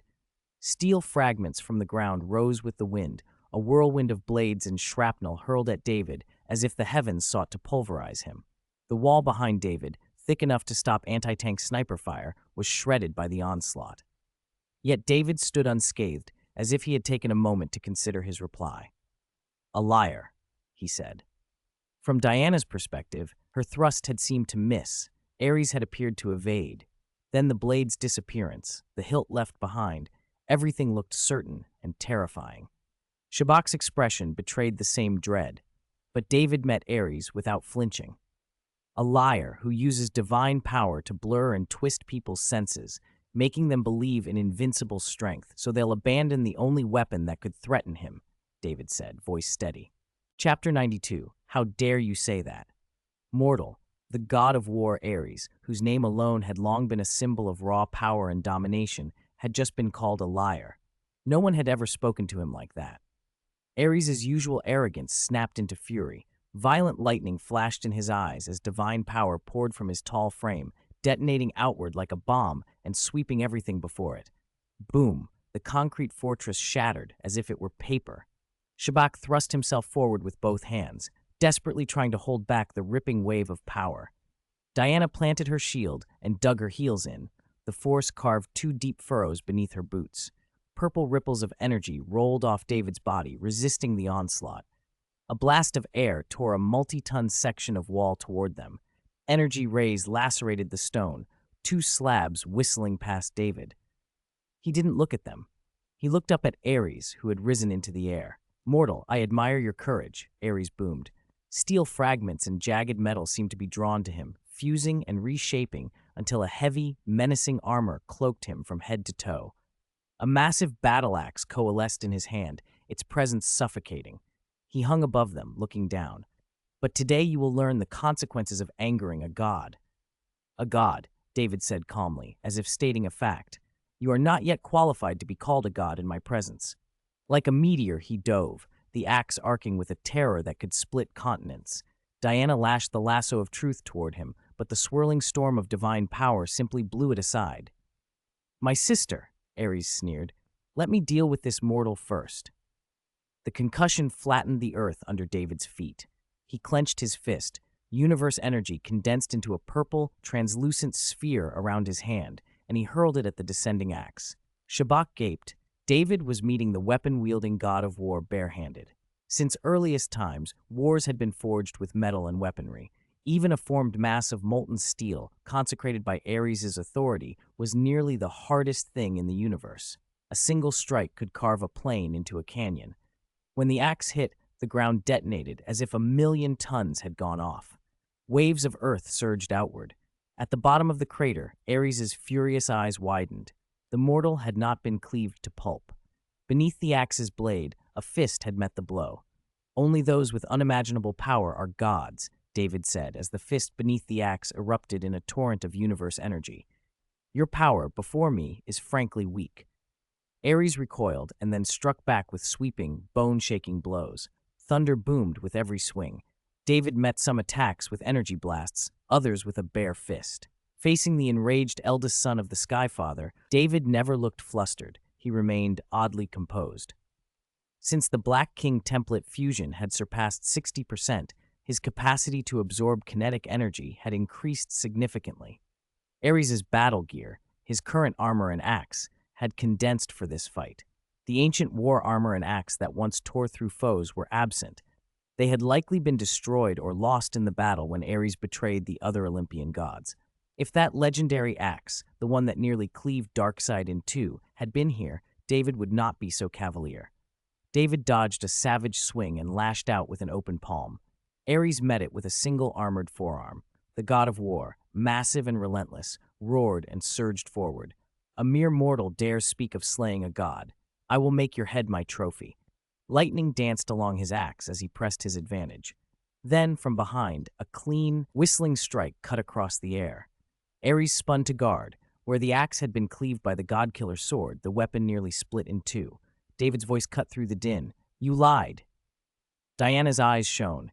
In her sight, the godkiller's sword still looked like nothing but a hilt, no blade, but somehow it had cut through the axe. How could that be? Ares' expression hardened. "With this sword," he snarled, You and this mortal will share the same fate." He slammed the axe against the long sword to pin it and then reared up to kick Diana. Before his foot landed, David unleashed a purple riptide of energy that hurled Ares backwards. The axe hooked the earth and ground to a halt, slowing his momentum. Ares staggered to his feet, face dark as thunder. He spat, "Useless." Shabak bristled at the insult, but did not answer. A fresh cut on his chest was already knitting closed. He glanced at Diana with wary, calculating eyes. He had wanted to stop her and give Ares the chance to finish David alone. But Diana's godkiller sword was a reality he could not ignore. A few clean strokes and his defenses would be torn open. For now, he could only fall back. The four of them stood off, Ares and Shabak on one side, Diana and David on the other, each gaze razor-sharp with killing intent. Compared to the others, David's clothes were untouched, his composure unruffled. That was not vanity, but calculation. Absorbing kinetic energy and converting attacks to harmlessness was his best defense. As long as the blows remained within his absorption limit, they felt feathery. For anything beyond, his reinforced body would take the hit. Short of an absolute maximal strike, most things could not truly wound him. Ares bellowed an order to kill. Shabak obeyed. David and Diana launched themselves forward. The fight tore through the ruined fortress. Once bolted against the mountain, it had now been utterly destroyed. Four titans of different origins clashed: an ancient god of war, Zeus's daughter, a warrior with demonic, Hell King-like might, and a mortal whose strength rivaled God's. Explosions of force and cascading shock waves slammed into the mountain, making it tremble. Bangs and howls filled the air as the battle escalated, each collision threatening to collapse the world around them. Kandak's capital shuddered. People panicked in the streets. Is it an earthquake? A missile strike? Some craned their necks toward the base outside the city, where fierce flames, blinding lightning, and streaks of purple energy braided together and filled nearly half the sky. No one knew what was happening. Sizzle. When Ares used divine lightning, light like Zeus's power, David's relaxed, carefree pose vanished. He could no longer afford to protect his Hawaiian shirt and shorts. Bang. After another head-on collision, he shoved Ares back. A bolt of lightning from Ares' axe arced past and singed David's shoulder, tearing a strip from his shirt. Unhurt, David casually brushed the sparks away. Diana had shoved Shabak back with her sword and then elbowed him as he staggered to regain his footing. Back to back, she and David now faced two powerful enemies. Diana glanced at Ares, who still stood unbroken, and then said the truth, though her voice trembled. "You can't kill Ares. Only a god can kill a god. Leave him to me." Her mother had told her to wait until both David and Ares were wounded before striking. But David had already fought for her, and more than that, she believed he wasn't a bad person. "You conquered Paradise Island, but you didn't slaughter anyone," she said. "Even when my people preferred death to surrender, you didn't force them. You tried to make the Amazons submit by killing Ares instead. You're not that bad." David couldn't help but marvel at Diana's innocence. He'd known this about gods and mortals for a long time, and he wasn't afraid of offending anyone by speaking plainly. "With your current strength, you can't beat Ares," he said. Ares was not what he had been in the ancient war. His power had waned, but he was still more than a match for an undeveloped Diana. She tightened her grip on sword and shield. "Amazons don't fear death. Even if I die here, I will kill Ares." Despite Paradise Island's long peace, Ares had cast a long shadow over it, especially as Zeus's magic had weakened in recent years. Diana had often watched her mother stare at the island with worry. "Just protect yourself," David said without changing expression, and leapt back into the fray. Why could only a god kill a god? David had a simple explanation in his head. Earthly gods were like creatures separated from the rest of reality by a dimensional veil. You could strike the surface, you could make ripples in the mirror, but you couldn't shatter the reflection. Mortals could wound gods. Only gods could truly destroy each other. He had known this for a long time. Diana, stung that her suggestion had been dismissed, gritted her teeth and lunged at Shabak. Her eyes sharpened. Her strikes grew more precise, trying to kill him quickly to ease David's burden. Ares deserved to die, and this demonic minion deserved it too. Where the ground had looked like the ruined remains of a fortress, the four of them fought so violently that the mountainside cracked. Craters opened like wounds in the earth. David and Diana each held a slight edge over their opponents, but not enough to be decisive. The battle had become attritional. Diana's anxiety grew. She had expected a different outcome. Ares, though battered and scorched by the searing energy of the universe, paid no heed to his wounds. Like a berserker, he swung his axe with savage momentum. "Your attacks are futile. Mortals are mortals, and gods are gods," he snarled. "There's the fundamental difference. You are bound to lose." After he unleashed divine power, mortals could not withstand him the way they had before. What had seemed like bottomless defenses started to fray under the onslaught. David sidestepped an axe blade, and as if ignoring the wounds that instantly knitted on Ares' body, asked calmly, "What's the difference between a god and a mortal?" His fist, wrapped in tightly condensed cosmic energy, power enough to shake the earth and split mountains, struck Ares' head with lightning speed. "That gods cannot be killed," David said. Ares' war helmet, horned like a bull's, flew off. His head snapped back under the blow, but he blinked it back and grinned with a hideous, scarred, flame-red face. Pain and injury only stirred his ferocity. "Mortals killing gods has always been a myth," he bellowed. Ares was confident. Though his divine power had been drained by the ferocity of his own attacks, he believed the mortal before him had finite reserves. Even if David had no godhood, Ares thought he could wear him down to death with sheer force. Anger made Ares even more ruthless. Bang, bang, bang. White shockwaves radiated from their clashing blows, rippling 100 meters out and cracking the ground. David's eyes were like an icy, patient lake. He moved like a hunter waiting for the exact moment to strike. Ares, arrogant and blinded by bloodlust, failed to notice the patience coiled behind that calm stare. "You're right in one sense," Ares sneered, swinging again with lightning in his blow. "Whether by bloodline or by ascension, whoever bears divine power is a god. So answer me, mortal who's touching Zeus's daughter, what is it? Bloodline or godhood? Whose descendant are you, or where did you get your godhood?"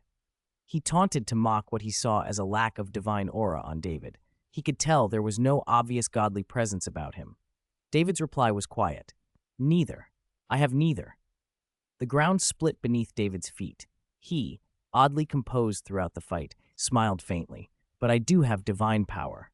At his words, his eyes flared with thunderlight. Sizzle! Two dazzling bolts of lightning tore through the air and stabbed out of nowhere. The bolts bathed Ares' face in harsh illumination. For the first time, the eldest son of the Sky Father stared wide-eyed, astonishment breaking the cruelty from his expression. Chapter 94, Death of Ares. This is. Two familiar bolts of divine lightning shot through the air and struck in an instant. Ares' eyes widened. Before he could finish, a scream ripped from him. "Ah, my eyes!" His head snapped back. Ares clutched his face with one hand, blood streaming from his sockets, while his other hand swung his axe wildly as he stumbled backward. The swift, close-range strike, delivered without warning, had destroyed his eyes and plunged him into a terrifying darkness. Unlike the earlier blows, this one carried true divine power, inflicting wounds he could not rapidly heal. "You stole my divine power, you despicable, hateful thief." David listened to Ares' furious roar, a cold edge to it. His expression stayed calm as he condensed divine energy in his hand into a spear of crackling lightning, like a confident hunter ready to finish prey trapped in a snare.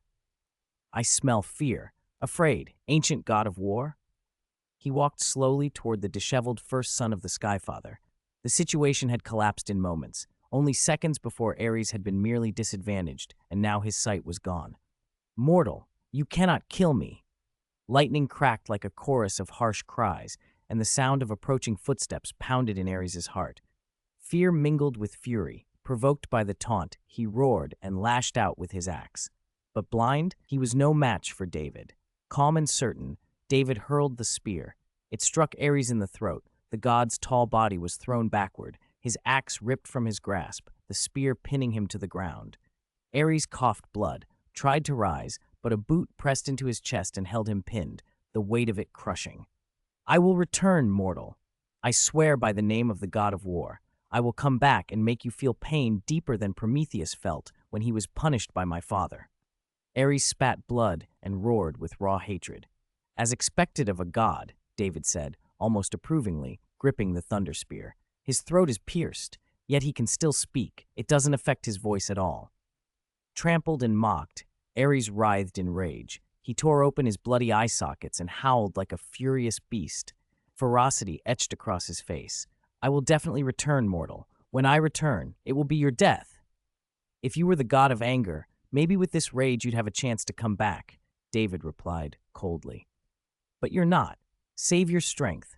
Think instead about how you'll get back to Mount Olympus and answer to the gods you betrayed." Ares' hatred-filled roar cut off abruptly. His neck was torn, and his bleeding head flew free, bounced on the ground like a thrown ball, rolled, and came to rest in the dirt, rage, fury, and disbelief frozen on its face. Gained, hatred from Ares, god of war 155. Dying with your eyes still open. Before David could linger, the god's body dissolved into motes of light and scattered into the world. Diana and Shabak, who had stopped fighting long before, watched in stunned silence. The god of war was killed by him, by a mortal?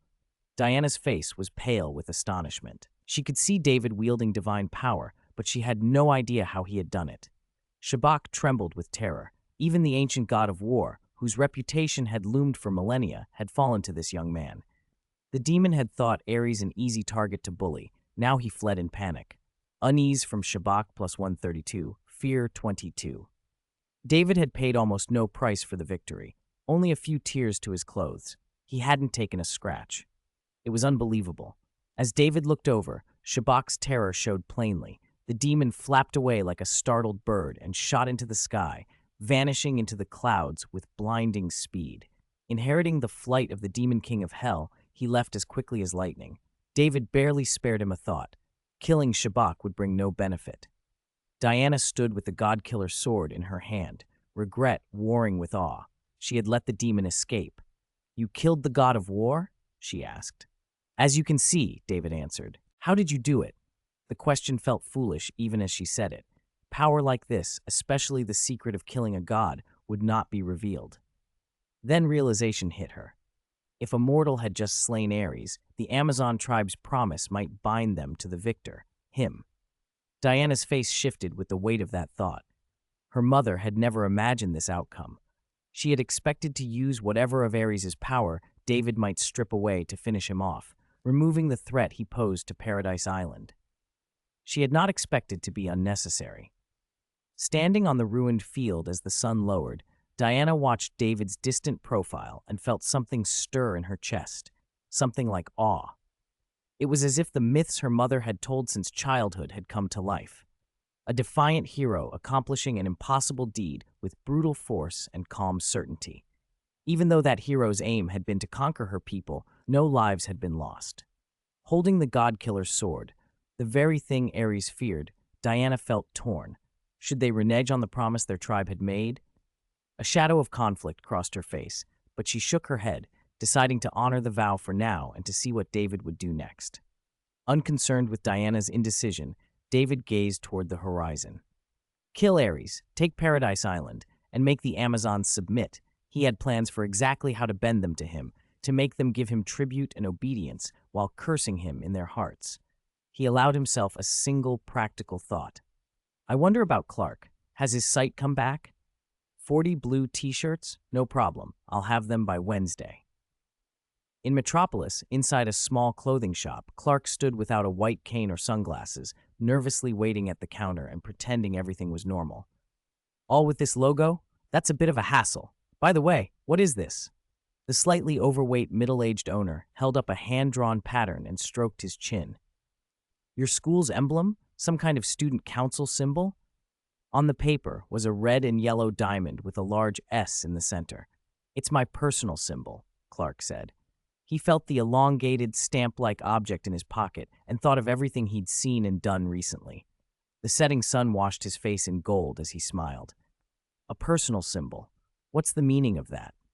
The owner, seeing the young man wasn't famous, shrugged. He didn't want trouble. As long as it wasn't some gang or terrorist emblem, he didn't care. Probably just another kid's adolescent self-importance, designing a personal signature. He made a note of the order anyway. 40 blue t-shirts, ready by Wednesday. Not long after Clark had left the clothing store, he slipped back in, wearing a different disguise. After checking that the shopkeeper still didn't recognize him, he let a small, private grin cross his face and walked away. It was a strange new skill he had discovered since going blind. People simply did not recognize him. He had told Chloe and Pietro, those close enough to know, that his sight had been affected by some temporary illness, and he didn't know whether it would return. They'd been anxious. Chloe, afraid he might sink into himself over the holidays, insisted on dragging him along as her reporter's assistant so he would feel useful, so he would have things to do and no time to brood. Clark walked with a white cane, looking every inch the part of a blind man, and the corner of his mouth twitched. The disguise worked better than he'd expected. Strangers asked what had happened to his eyes, and he knew many of them asked from concern. But he quickly tired of repeating the same lie. So whenever he ran into someone he knew, he tended to hide, hoping to avoid the awkward explanations. At first he thought the sunglasses he wore were what protected him, but the effect held even without them. He could stop a person, hear the voice and the familiar heartbeat, and there would be no flicker of recognition. He had no idea when or why it started. It was unnerving and strangely liberating. He knocked on Chloe's apartment door. "Finally," she called. "Come in, Clark, quick." Chloe, half finished with makeup and hair, ushered him into her cramped dressing area. "I thought something had happened to you on the way," she said, fussing. "You scared me to death." "This isn't Smallville," Clark said with a smile. "Metropolis has endless traffic. Don't worry, I'm getting used to my new life." "If it weren't for you, Pietro too, seeing you hop up and down stairs like a normal person, I'd think this was a prank," Chloe replied. She looked at him in the mirror as she smoothed her hair. Clark had adapted to being blind in less than 2 days, more quickly than people who had lived with blindness for years. Chloe had gotten used, in her own way, to his oddities. "Sometimes it's like you have some kind of hypnotic power." "What do you mean?" Clark asked, feeling an odd tightening in his chest. "It's like a kind of magic," Chloe said, still combing her hair. "You're so good at everything, but everyone treats you like background in school. Tall, handsome, great at sports, top of the class. You should be impossible to miss. And yet, you're invisible." Clark shifted his sunglasses down and changed the subject. He'd been meaning to ask. "Speaking of people who stand out, your cousin, Lois Lane, why have you never told me she's your cousin?" Chloe paused, a mascara brush hovering. She blinked, flustered. "I haven't told you? She's amazing. Her writing is fearless, like watching a war dance. Sharp, relentless. Reading Lois's pieces, if you read her stuff, you see the world in a different light." Being blind had given Clark time he didn't usually allow himself. He read newspapers and pored over news reports. The world opened up. Lois Lane's reporting had shaken him, exposing corruption, speaking for people crushed by circumstance. It made him see how many needed help and what he could do. He'd even begun planning a persona for himself in the city, something to do that would make a difference. He thought of calling it Blue Hood. Chloe snapped the compact shut and slapped her forehead. "She's busy, Clark. Do you have war medals or billions or a celebrity name? If not, Lois probably wouldn't have time for you," she teased, then softened. "But she does interview kids from war zones and people who live in chaos. She goes after the ugly stuff nobody else will touch." Clark listened, feeling that Lois's writing couldn't be summed up by any single description. It was the stories that made him decide to act. "And I remember my brother said my outfit looked more like a bank robber," he said, half proud, half embarrassed. "Clark," Chloe snapped, suddenly exasperated. "What?" He blinked, confused by her burst of anger. Going blind had messed with more than his eyesight. He'd lost the easy ability to read people's expressions. "You're interviewing a Vietnam vet today with me," she said, shoving a small notebook into his hands. "Do you think that sounds ordinary?" "No, of course not." He waved a hand. "Very good." Chloe huffed and rounded on him. "Good. Then let's go." They left in a blur of lipstick and hurry. Clark tucked the notebook into his jacket. His eyes still shot heat rays, but he couldn't read faces the way he used to. It made simple social cues harder, but didn't stop him from doing what he thought right. Up on the courthouse roof, a group of masked robbers crowded around an unconscious female police officer. They dragged her up there as a witness and knocked her out. A helicopter idled nearby, waiting for them to make a quick getaway. The leader, wearing a silly monkey-faced mask, kept his composure, fingers tapping a phone. "There's nothing else tying us to him, sir. We've got the witness," he said into the receiver. On the other end, an elderly man with white hair and a sharp, cold face spoke in a clipped tone. "Good. I have an important meeting at 1. Finish quickly. Take her to the chopper and leave at once." "Understood, sir. Let that woman go." Someone shouted suddenly. The robbers spun, fingers already on triggers. For a frantic moment, they expected the police to have found them, but instead a young man stood on the roof. A blue t-shirt stretched across broad shoulders, hands planted on his hips, chest out beneath the sun. A red cape snapped behind him in the wind. His stance had been practiced, meant to reassure, and yet it looked unpolished, like a pose learned from comic books. He was tall, sculpted, impossibly composed. "Which circus did you escape from, kid?" the monkey-masked leader jeered, pointing his gun. The others laughed. "I'm in a good mood today," the youth said, voice steady. "I'll give you one chance. Walk away in 3 seconds. Or else." The leader's face hardened. "Shoot him. Turn him into Swiss cheese." A volley of automatic fire ripped toward the blue-clad figure. Bullets spat, muzzle flashes winked, and the rooftop became a chorus of gunshots. "Die, funny kid!" one of the robbers yelled. Chapter 96. The Amazons surrender. Bang, bang, bang. The gunfire was deafening. In the sunlight, the figure looked as if his body were cast from steel. Bullets ricocheted off him and didn't even tear his clothing. The sounds echoed between the buildings and across the pavement, painting a clear picture in Clark's head. He smiled, flashing white teeth, and faced the robbers. "Gentlemen, I have a very practical suggestion. Stop wasting bullets. Put your guns down and surrender. That way, I can keep you from getting hurt." The robbers, all wearing animal masks, froze, rubbing their eyes as if they were hallucinating. How could bullets that could dent concrete not even tear clothing? "What is this? Is this a vision?" one muttered. "Are we seeing ghosts in broad daylight?" "Shut up. Freak, you try it then." The monkey-faced leader cursed, forced himself to calm down, and his eyes glittered with fury. He hoisted an RPG and fired. The rocket streaked out, white exhaust trailing. Clark's ears twitched. He dove aside with blinding speed, brushing past the heat. The rocket seemed caught, its tail still spitting fuel, but unable to find a target. Behind it loomed an office building within range. Clark twisted the rocket's trajectory and sent it arcing upward. To prevent it from falling straight down and endangering bystanders if it lost power, he focused his heat vision and detonated the projectile in midair. Then he turned back to the gang. "Monster!" someone screamed as Clark's eyes flashed. Several of the bandits bolted in terror.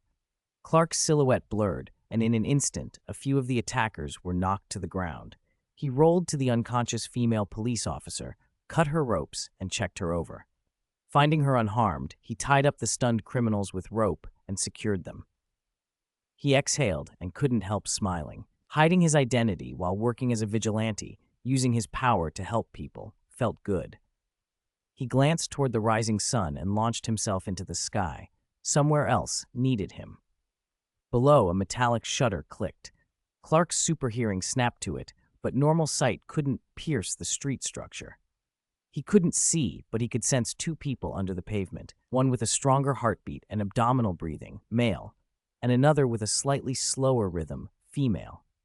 That female's breathing suggested height. She was at least 1.7 meters. He tucked his legs and streaked away between the buildings like a bird, following the trace of those heartbeats. "What is this, Lois?" At the Daily Planet, Editor-in-Chief White, a middle-aged man with gray at his temples, set his coffee down and stared at the photograph in his hand, momentarily stunned. The image showed a figure leaping between tall buildings, spanning dozens of meters, a red cape fluttering in the golden light. "My discovery in the follow-up report," the paper across the desk read. Lois Lane, sharp-eyed and confident in a professional suit, crossed her arms. The reporter's habitual, relentless look was fixed on him. "No matter where you got this, there's nothing to dig into here. It's just a photoshopped picture." White shook his head. "Jimmy took this. I was there." "All right, maybe it's some reckless kid using a springboard to jump between skyscrapers. That's a community police matter, not worthy of you, my great reporter. Bring me something explosive." He picked the photo up again, glanced twice, then put it down. White's tone softened. Lois's articles always boosted the planet's sales. This isn't the first report, White. Lois spread another stack of photos and reports across the desk. Bullet marks, dented casings, fragments of a rocket-propelled grenade recovered from a rooftop. According to multiple eyewitnesses, on the courthouse roof, this person confronted several armed thugs, stopping a kidnapping and possibly a murder. They say his body is like steel. He can leap dozens of meters in a single bound, and he moves with the force of wind. A powerful superhuman, moving through Metropolis to fight crime, and most importantly, not hiding his face. Lois's eyes lit up at the cropped profile in the first photograph. Her reporter instincts told her this would be huge. This figure would be the next big story in the city. She would find this vigilante and get the first exclusive interview. Paradise Island. In an ancient hall, elegant music drifted through the air. David sat on the throne, chin on his hand, watching the parade ground below, where a group of Amazon warriors, brave, skilled, and oddly dressed in white tutus, stretched and strained to follow a ballet projection on a screen that seemed wildly out of place on the island. The Amazons, used to swords and bows, looked clumsy attempting swan-like movements. David watched with interest, barely noticing the hostile looks aimed at him. Since he and Diana had returned to Paradise Island, Hippolyta had been unsettled. When Diana claimed she had seen David slay Ares, the god of war, the tribe had been thrown into uproar. That outsider actually killed a god? Is it true, princess? They had asked. Among the women in white, Diana stood out, a tall, striking figure who looked like a crane among chickens. Chosen by David as lead dancer, she was painfully self-conscious in the shameful costume, trying to perform unfamiliar, elegant motions with a hint of helplessness in her eyes. No one on the island believed a mere mortal could kill a god, least of all Hippolyta, who eyed David with suspicion and suggested using the lasso of truth to see whether Diana had been compelled. The lasso's results silenced everyone. Diana spoke the truth. Will the Amazon tribe, with a heritage of tens of thousands of years, break its word and be erased from the world by me, or will it honor its promise and enthrone me as king? David had warned. Now, sitting on the throne, David looked down at his people with a grave, steady gaze, handing the Amazon tribe their final choice. Chapter 97. Can't I just enjoy it? Under David's deep, imperious gaze, the Amazon tribe kept their promise. They proclaimed him their new king and knelt on one knee. The Amazon tribe never lies, never breaks a promise. Hippolyta and the others proved it with their actions. Though reluctant, they would not go back on their word. In shock, they gritted their teeth and bowed their heads to their new sovereign. For thousands of years, Paradise Island had been populated only by women, until now, when a man stood as their king. I know that even though I achieved a greater feat than Heracles, you are still unwilling to submit, David said from the throne with a faint smile. You, who have always yearned for freedom, even when you nearly became slaves. He fell into a pensive look. As he spoke his coronation speech, a flicker of hope passed through the Amazonian's eyes. Perhaps he would set a time limit to his rule, or promise that if a strong Amazonian could defeat him, she would be allowed to leave Paradise Island. Instead, his next words carried a crooked grin. But it doesn't matter. I don't really need your hearts. I only need your bodies to obey my commands. The Amazons nearly fainted with outrage. Glaring at him, they suspected mockery. Now I issue my first command as king. Starting today, you will begin learning to dance. Each of you is tall and well-proportioned, with long legs. It would be a shame not to use them for dancing. David delivered it with the air of a thoroughly self-indulgent monarch. Dance? The Amazons scoffed. The idea was so absurd, they must be hallucinating. They were born warriors, stronger than the fiercest beasts.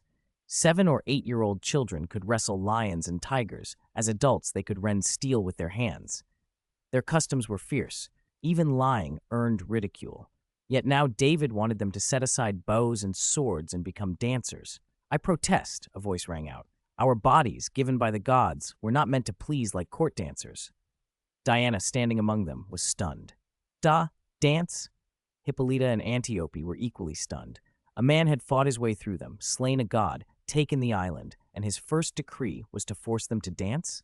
The Amazon's shock turned to resentment. It seems the Amazon tribe doesn't keep its promises as much as it claims, David said, watching the seething discontent with a strange, mocking sigh. Who said that? Hippolyta shot back. Think of it, David replied.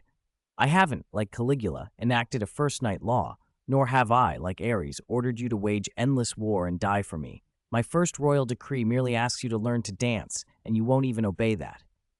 Silence met him. Their honor had been called into question. The Amazons were angry, but also uneasy. They had sworn him kingship. Should they immediately defy a trivial order and make themselves look ridiculous? If David had unleashed slaughter or treated them worse than slaves, rebellion would have been understandable and would have preserved their dignity. But to refuse over something as small and as humiliating as dancing, it felt wrong. Our king, Hippolyta said stiffly, did you conquer the Amazon tribe created by the gods merely to make us dance? David answered simply, almost childishly. I fought for this island, slew the god of war, and became king. Can't I enjoy myself? On the surface it made sense, but it left a sour taste, like sacking Rome and demanding raisins as tribute. Forced to become court dancers was the very kind of humiliation a people of warriors would resist. And yet, it wasn't an act so monstrous they could justify rebellion. Left with no honorable alternative, they had to obey. Orders for dancewear, white gauze skirts, stockings, delicate shoes had been placed the moment David returned. The Amazons were forced to put aside war horses and bows and clumsily practice steps. Their movements were awkward and stilted. Swan Lake, which should have been graceful and mournful, was being banged into something taut, sharp, almost combative. Even in the great square, the performance looked like swans ready to peck a lion to death. Hisses and blushing cheeks flickered across faces. Resentment at David festered. Except for you, Diana, David said bluntly, pointing at her. You're marginally acceptable. Diana had learned at a speed the others didn't match. She worked diligently at the king's command, and there was already a hint of the proud, elegant swan in her bearing. David sighed, praising lineage and blood. Zeus, for all his faults, at least produced beautiful and talented offspring. Public praise felt bitter. Diana couldn't be happy. She hoped, sickly, irrationally, that David would soon reveal some ambition or cruelty the Amazons could not accept, anything that would let her escape this life. David knew that forcing the Amazonians into ballet was almost worse than killing them. Their gazes were daggers, but this coercion was petty, not tyrannical enough to justify revolt. So they continued to obey. Month after month, their progress was negligible. The Amazons' aptitude for dance seemed non-existent. David wondered whether Zeus and the other gods had truly optimized them for war and ignored every other talent. Meanwhile, to his own surprise, his progress in fusing templates soared. So, was the Amazon tribe's talent for dance really zero? Diana sat to one side in an ancient Roman-style white gown, a golden harp in her lap like a nymph attending the gods on Olympus. Her slim fingers plucked the strings and a clear river-like melody filled the hall. On the throne, David sat with his eyes closed, tapping his fingers in time with the song. You seem very happy today, Diana said softly, not pausing the music. David didn't open his eyes. Why not? Diana's voice held a tentative edge. Lately, life as the Amazon king had offered him little in the way of real pleasure. From her point of view, ruling had become almost monotonous. Endless dances performed for him, and now, since a few days ago, Diana playing the harp. She could not see what he found so entertaining. Especially since nothing unusual had happened today, why was he in such an exceptionally good mood? David allowed the smallest smile to curve his lips. He had a reason, but he wasn't going to spell it out. The Black King template had fused past 90%. If he went after Ares now, he wouldn't have to strain. He could harvest divine strikes fast. He could cut down that son of Zeus in short order. The Black King template has merged 95%, he thought, and outwardly kept his composure. He let his mind stray to the next step. This trip to Paradise Island wasn't in vain. You always said the Amazon conquest was for a purpose, Diana murmured, watching him with a complicated expression. She had trained relentlessly. Her dancing had improved so much in less than a month that even a strict choreographer would have approved, and David had put a harp in her hands to keep her occupied. Still, she had questions since returning to Paradise Island. After the battle with Ares, she had pressed her mother, Hippolyta, until the queen revealed the secret she had guarded for years. Hippolyta had confessed reluctantly. Long ago, when the gods were struck down by Ares and forced to leave the world, she had been carrying Diana. Zeus, desperate, arranged for Diana to be the instrument that could bring down Ares. He endowed her with artifacts none of his other children possessed. But Hippolyta never told her daughter because she did not believe Diana could face the god who had slaughtered Olympus. "My daughter," Hippolyta had said bitterly, "if she is truly Zeus's child. Ares is the son of the king of gods. He holds vast divine power." Diana's fingers paused on the strings. "Thank you," she said suddenly, as if her gratitude had been waiting to be voiced. David blinked. "Thank me for what?" "For killing Ares, stopping him from waging war and bringing suffering." Her gaze went distant as she recalled the fight. Ever since she was a child, she had wanted to be like the heroes of myth, fearless but respectful of death. She admitted now that if David's battle had gone even slightly differently, without him she might have been tricked into laying down the God-Killer sword, losing the only weapon that threatened Ares.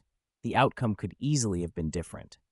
"Without you, I would have been deceived and possibly slain by him." "Don't underestimate yourself," David said lightly. "You have bloodline potential. Even without me, you might have killed Ares." Diana shook her head. She still doubted it. David, meanwhile, let his attention drift. The Amazons had been a steady source of emotional energy, accelerating his template fusion like swapping a bicycle for a motorcycle. Beyond the Amazons, there was another ancient, larger, exceptional race still on this planet, Atlantis. It sat at the bottom of the sea and couldn't go anywhere. There was no rush, but he had been away from home for nearly a month. It was about time to return and check on a few things. "I wonder how Mom and Dad are," he said, "and whether Clark has settled into his job as a Daily Planet reporter's assistant. Has he met Lois Lane? In most worlds, the son of Krypton ends up with Lois. To celebrate our successful arrangement, why not go to the Blue River restaurant for a drink?" David suggested, standing. The scene shifted to downtown Metropolis. A white-haired man in an immaculate suit adjusted his tie with satisfaction, addressing the nervous businessman who had just closed a very large deal with him. The short, Mediterranean man sat pale and sweating, glancing apprehensively at the men around the room, more like enforcers than bodyguards. He swallowed and tried to steady his voice. "No, Mr. Glenn Morgan, I don't drink." Glenn Morgan's smile flickered. He had been in a good mood until now. Someone refusing his invitation felt like an insult, even if that person had just handed over tens of millions. The would-be philanthropist's face hardened and his hired muscle shifted closer. The small man trembled. Without warning, a tall figure exploded through the office window. Glass shattered. The intruder crashed into the room with unstoppable momentum. "Who are you? This is the 29th floor," someone shouted. Shards rained down. The supposed bodyguards looked at one another, suddenly reminded of the Daily Planet reports. A blur of red cape, a blue suit, and that unmistakable S emblem drew every gaze. "Superman. Is it Superman? Is the Daily Planet right?" The room fell into chaotic alarm and awe. The man who had landed on the carpet, Clark, stood with dust and glass on him, cape fluttering. The name hung in the air like a verdict. Clark's face registered a flicker of oddness. He had heard the nickname in headlines and from columnists. He knew the rumors and the teasing tone of Lois Lane's pieces. He hadn't yet met that decisive reporter in person, but the idea that someone had already baptized him with a name made him feel strangely exposed. The sound of it, Superman, stirred something in him he hadn't expected. Chapter 99. About Me. Being falsely accused of plagiarism. I didn't want to disturb my readers, but this needed to be said. A few days ago, I was accused of plagiarism. The accuser turned out to be a plagiarist himself, and both of his books have since been taken down. The whole episode spilled into the comment section and into wider author and reader circles, and I owe you a clear account of what happened. The trouble began when the author of Superman's younger brother, but I became Homelander, accused me and asked an editor to report and have my book removed.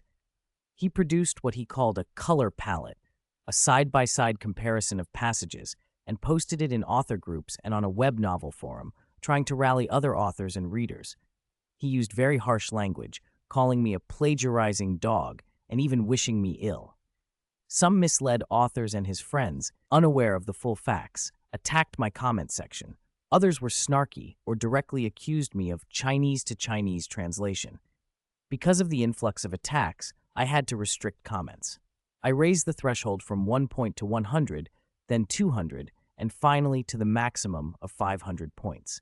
Even so, many passersby and some authors donated just to leave accusatory comments. After the matter was resolved, I deleted most of those comments. My editor reviewed the so-called color palette and did not believe it proved plagiarism. My author friends and I responded to defend myself and to show the accusations were unfounded. The similarities he pointed to were either part of the original script or common plot beats that any fanfic of the same source would inevitably share. When you write fanfiction based on the same show, overlap is unavoidable. To give obvious examples, in Demigods and Semidevils, the Baming divine art is found at the bottom of a cliff. In Marvel, Iron Man once gets trapped in a cave. You can't claim exclusive rights to those established plot elements. As we dug in, my friends discovered something worse. The Homelander author had committed plagiarism himself. He recycled chapters from his own earlier book, My Superheroes Can't Be That Scummy, and in another new book, Gwen Spider, I'm from Prototype, he copied material from White Xantang's A Certain U.S. Marvel's Anti-Hero. Because the incident drew attention, Chidian's staff investigated both parties. The outcome, both of his books were banned and taken down, while my book remains. A few specific false claims deserve correction. He tried to paint me as a little fairy who socializes and rallies male authors to create a gender conflict. I'm a man. He also accused my friends and me of being a studio. Given my uneven update schedule and modest daily word counts, that was absurd. At first I stayed quiet, hoping the facts would speak for themselves, but that allowed my friends to be outraged on my behalf and step in to defend me. Had they not done so, my reputation would likely have suffered. I'm grateful to the Fair Kidian officials, to my editor, and to the author friends who stood up for me. That's all. I hope this clarification doesn't disturb your reading. Chapter 100, Superman's Weaknesses Gone, 2-in-1. Drip, drip. Red and blue police lights stabbed through the night, sirens keening. In less than 2 minutes, a contingent of heavily armed riot police, coming from 3 blocks away, had swarmed the scene. Quick, upstairs. He's up there. He knocked everyone out and took Mr. Glenn Morgan hostage. He's not fleeing. He's waiting for us? Is he trying to provoke the police? The lead officer, flanked by an assault team, ran up the stairwell, his face hard. Heads up, the man being held is Mr. Metropolis. Be extra careful, this could get dangerous. They reached the floor where chaos had struck. Men lay sprawled across the corridor, some hurled through doors, others tangled in chandeliers. A few were draped over a shattered window railing, looking ridiculous and beaten. Help, he's in there! One thug, voice shaking, pointed to the inner room as if he'd spotted his only hope. The officer's jaw tightened. He signaled a formation. The team fanned out to either side of the door. He moved faster than anything, one thug stammered. He jumped to the 29th floor like it was nothing, threw us around, and his eyes, there were lasers. At the sight of police, men who had always avoided confrontation now shrieked in panic. This is unlike anything we've seen before. Go! The officer barked and kicked the door open. The assault team pushed in, guns raised, their training evident in every motion. Don't move. Release the hostage and surrender. A cool wind gusted through the broken window, making the curtains billow. On the edge of the high-rise balcony, a young man in a blue t-shirt stood steady on the railing, holding another man by his waistband as if he weighed nothing. Mr. Glenn Morgan? Save me! Please, save me! Glenn Morgan's voice cracked. Cars below were toy-like, the ground yawning dizzy and distant. Once a small-time gang leader, then a mob boss, and finally the celebrated philanthropist, Mr. Metropolis, Glenn Morgan had survived assassination attempts before, but this wasn't like anything he'd known. The man on the railing hadn't bled when bullets had struck him. The thought made the tycoon tremble. Put him down, you lunatic. The sight of someone calmly balancing on a 29th floor railing and casually hoisting a grown man with one hand stunned everyone. Put Mr. Glenn Morgan down, or we'll shoot, the officer warned. With your family in mind, another team member shouted as he leveled his weapon. The young man's smile never wavered. I will put him down, he said, but only if he confesses to what he did and accepts his punishment. The law is blind. There's no special treatment for the rich. He let his arms sway, and Glenmorgan's face turned ashen. Fear made him hysterical. Please, someone, he's a monster. Still not talking? The officer demanded. A hard edge crept into the young man's voice. Not long before, he'd rescued a policewoman from bandits and later traced a helicopter kidnapping back to the courthouse roof. The mastermind, he'd discovered, was Glenmorgan, the widely admired philanthropist. You had your chance, Glenmorgan. With casual force, the young man flicked Glenmorgan backwards.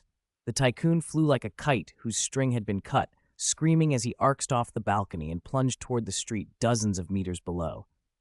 You lunatic, someone yelled. The officer's eyes widened. Since the young man had appeared in Metropolis, he'd been praised for restraint, never excessive force. Now the world watched, horrified and breathless. Glenmorgan's heart thundered. His pulse shot upward into the hundreds. For a beat or two, it felt endless. He closed his eyes, bracing for a bone-shattering impact. A split second from the ground, a steel-strong arm caught him by his clothes. The heavy inertia of his fall vanished as if plucked from the air. The young man had already leaped to street level and held Glenmorgan upside down with one hand, as casually as one might carry a chicken. How was the ride? He said lightly. If you like, I can do it again. Glenmorgan's knees went weak. He was white-lipped, shaking uncontrollably. I'll talk. I'll tell you everything. Clark dropped him to the pavement and pressed for confession. Glenmorgan, shaking, began to spill out his crimes, bribing officials, ordering hits, running criminal enterprises under the cover of philanthropy. He crumbled on his knees, the flamboyant mantle of Mr. Metropolis stripped away. Clark barely blinked as the man talked. The old Clark, reasoned, patient, might have tried to argue, to persuade. But after learning hard lessons from his younger brother, he'd realized that some people only respond to pressure. Click, click, click. The shutters of reporters beyond the police cordon clicked like teeth. Flashbulbs popped. Television cameras panned. Several lenses were trained on him from the moment he'd appeared. You know the rules, Glenmorgan, Clark said, pointing toward the cameras, voice tight with anger. Treat the people of this city well, or I will come for you. With Glenmorgan trembling at his feet, Clark straightened, and in a blur of red cape he lifted off, soaring dozens of meters and melting into the night sky. A helicopter high above recorded everything in high definition. The footage would run on screens all over the city. Clark assumed it was just the local news. He didn't know yet that the helicopter belonged to the Luther Group. Later that evening, as Clark returned home from Metropolis, his hand on the doorknob paused at a heartbeat he knew well. His eyes brightened. David, you finally came back. He pushed the door open and feigned nonchalance as his younger brother, returned from a month's travel, walked into the kitchen where their parents sat. David, animated as he described an island like paradise, turned his head and cocked an eyebrow. Settling into life as a reporter's assistant, Clark, back in a suit, seemed a bit older for his time away. He wore dark glasses and a quiet reserve that invited curiosity. Wash up. Dinner's ready, their father said. Jonathan wrapped his arms around both sons, happiness making his face glow. Martha smiled gently, setting out dishes.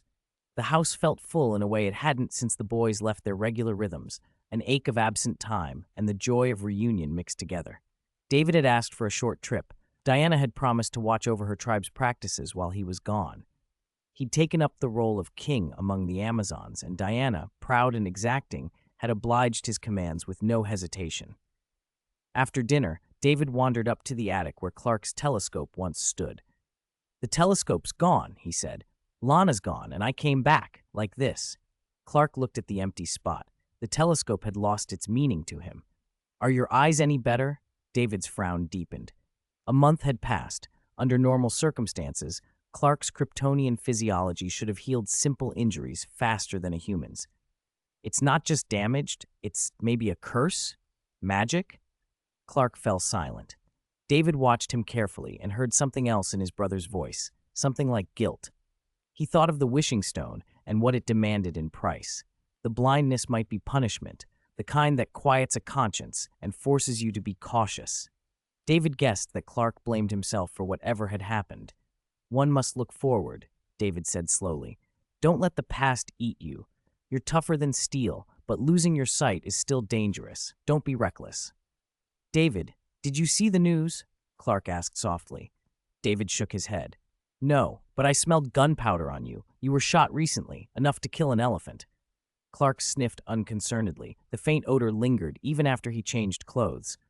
He'd thought his secret identity was airtight. Now, lauded by a city and protected by his family, he found himself losing at home to his younger brother's intuition, of all things. He wasn't worried about being impervious to bullets anymore. The meteorite, that weakness, seems to have vanished from the world. The guns and cannons of those evildoers can't hurt me. That doesn't mean your weaknesses are gone, David said sharply. Don't get careless just because you're tougher than before.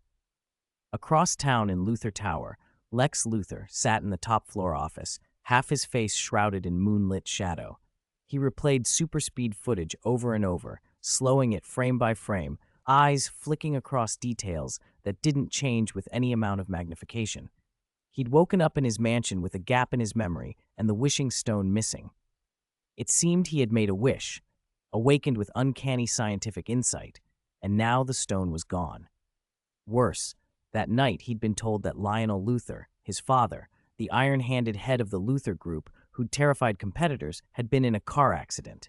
Lex had rushed to the hospital only to find his father dead, a body already covered by a white sheet. He'd never seen him alive again. The cold, brutal finality of it sat behind Lex's eyes like an accusation. He sat behind his desk and studied the footage, pain and calculation mingling in his face. Was this the price of his wish? Note from the author, I'm sorry for the delay. Last night the other author posted unexpectedly, and I had to respond before I could finish. I had planned to release one chapter today. Time slipped away, arguing and catching up. There will be one update tomorrow to make up for this. Thanks for your patience.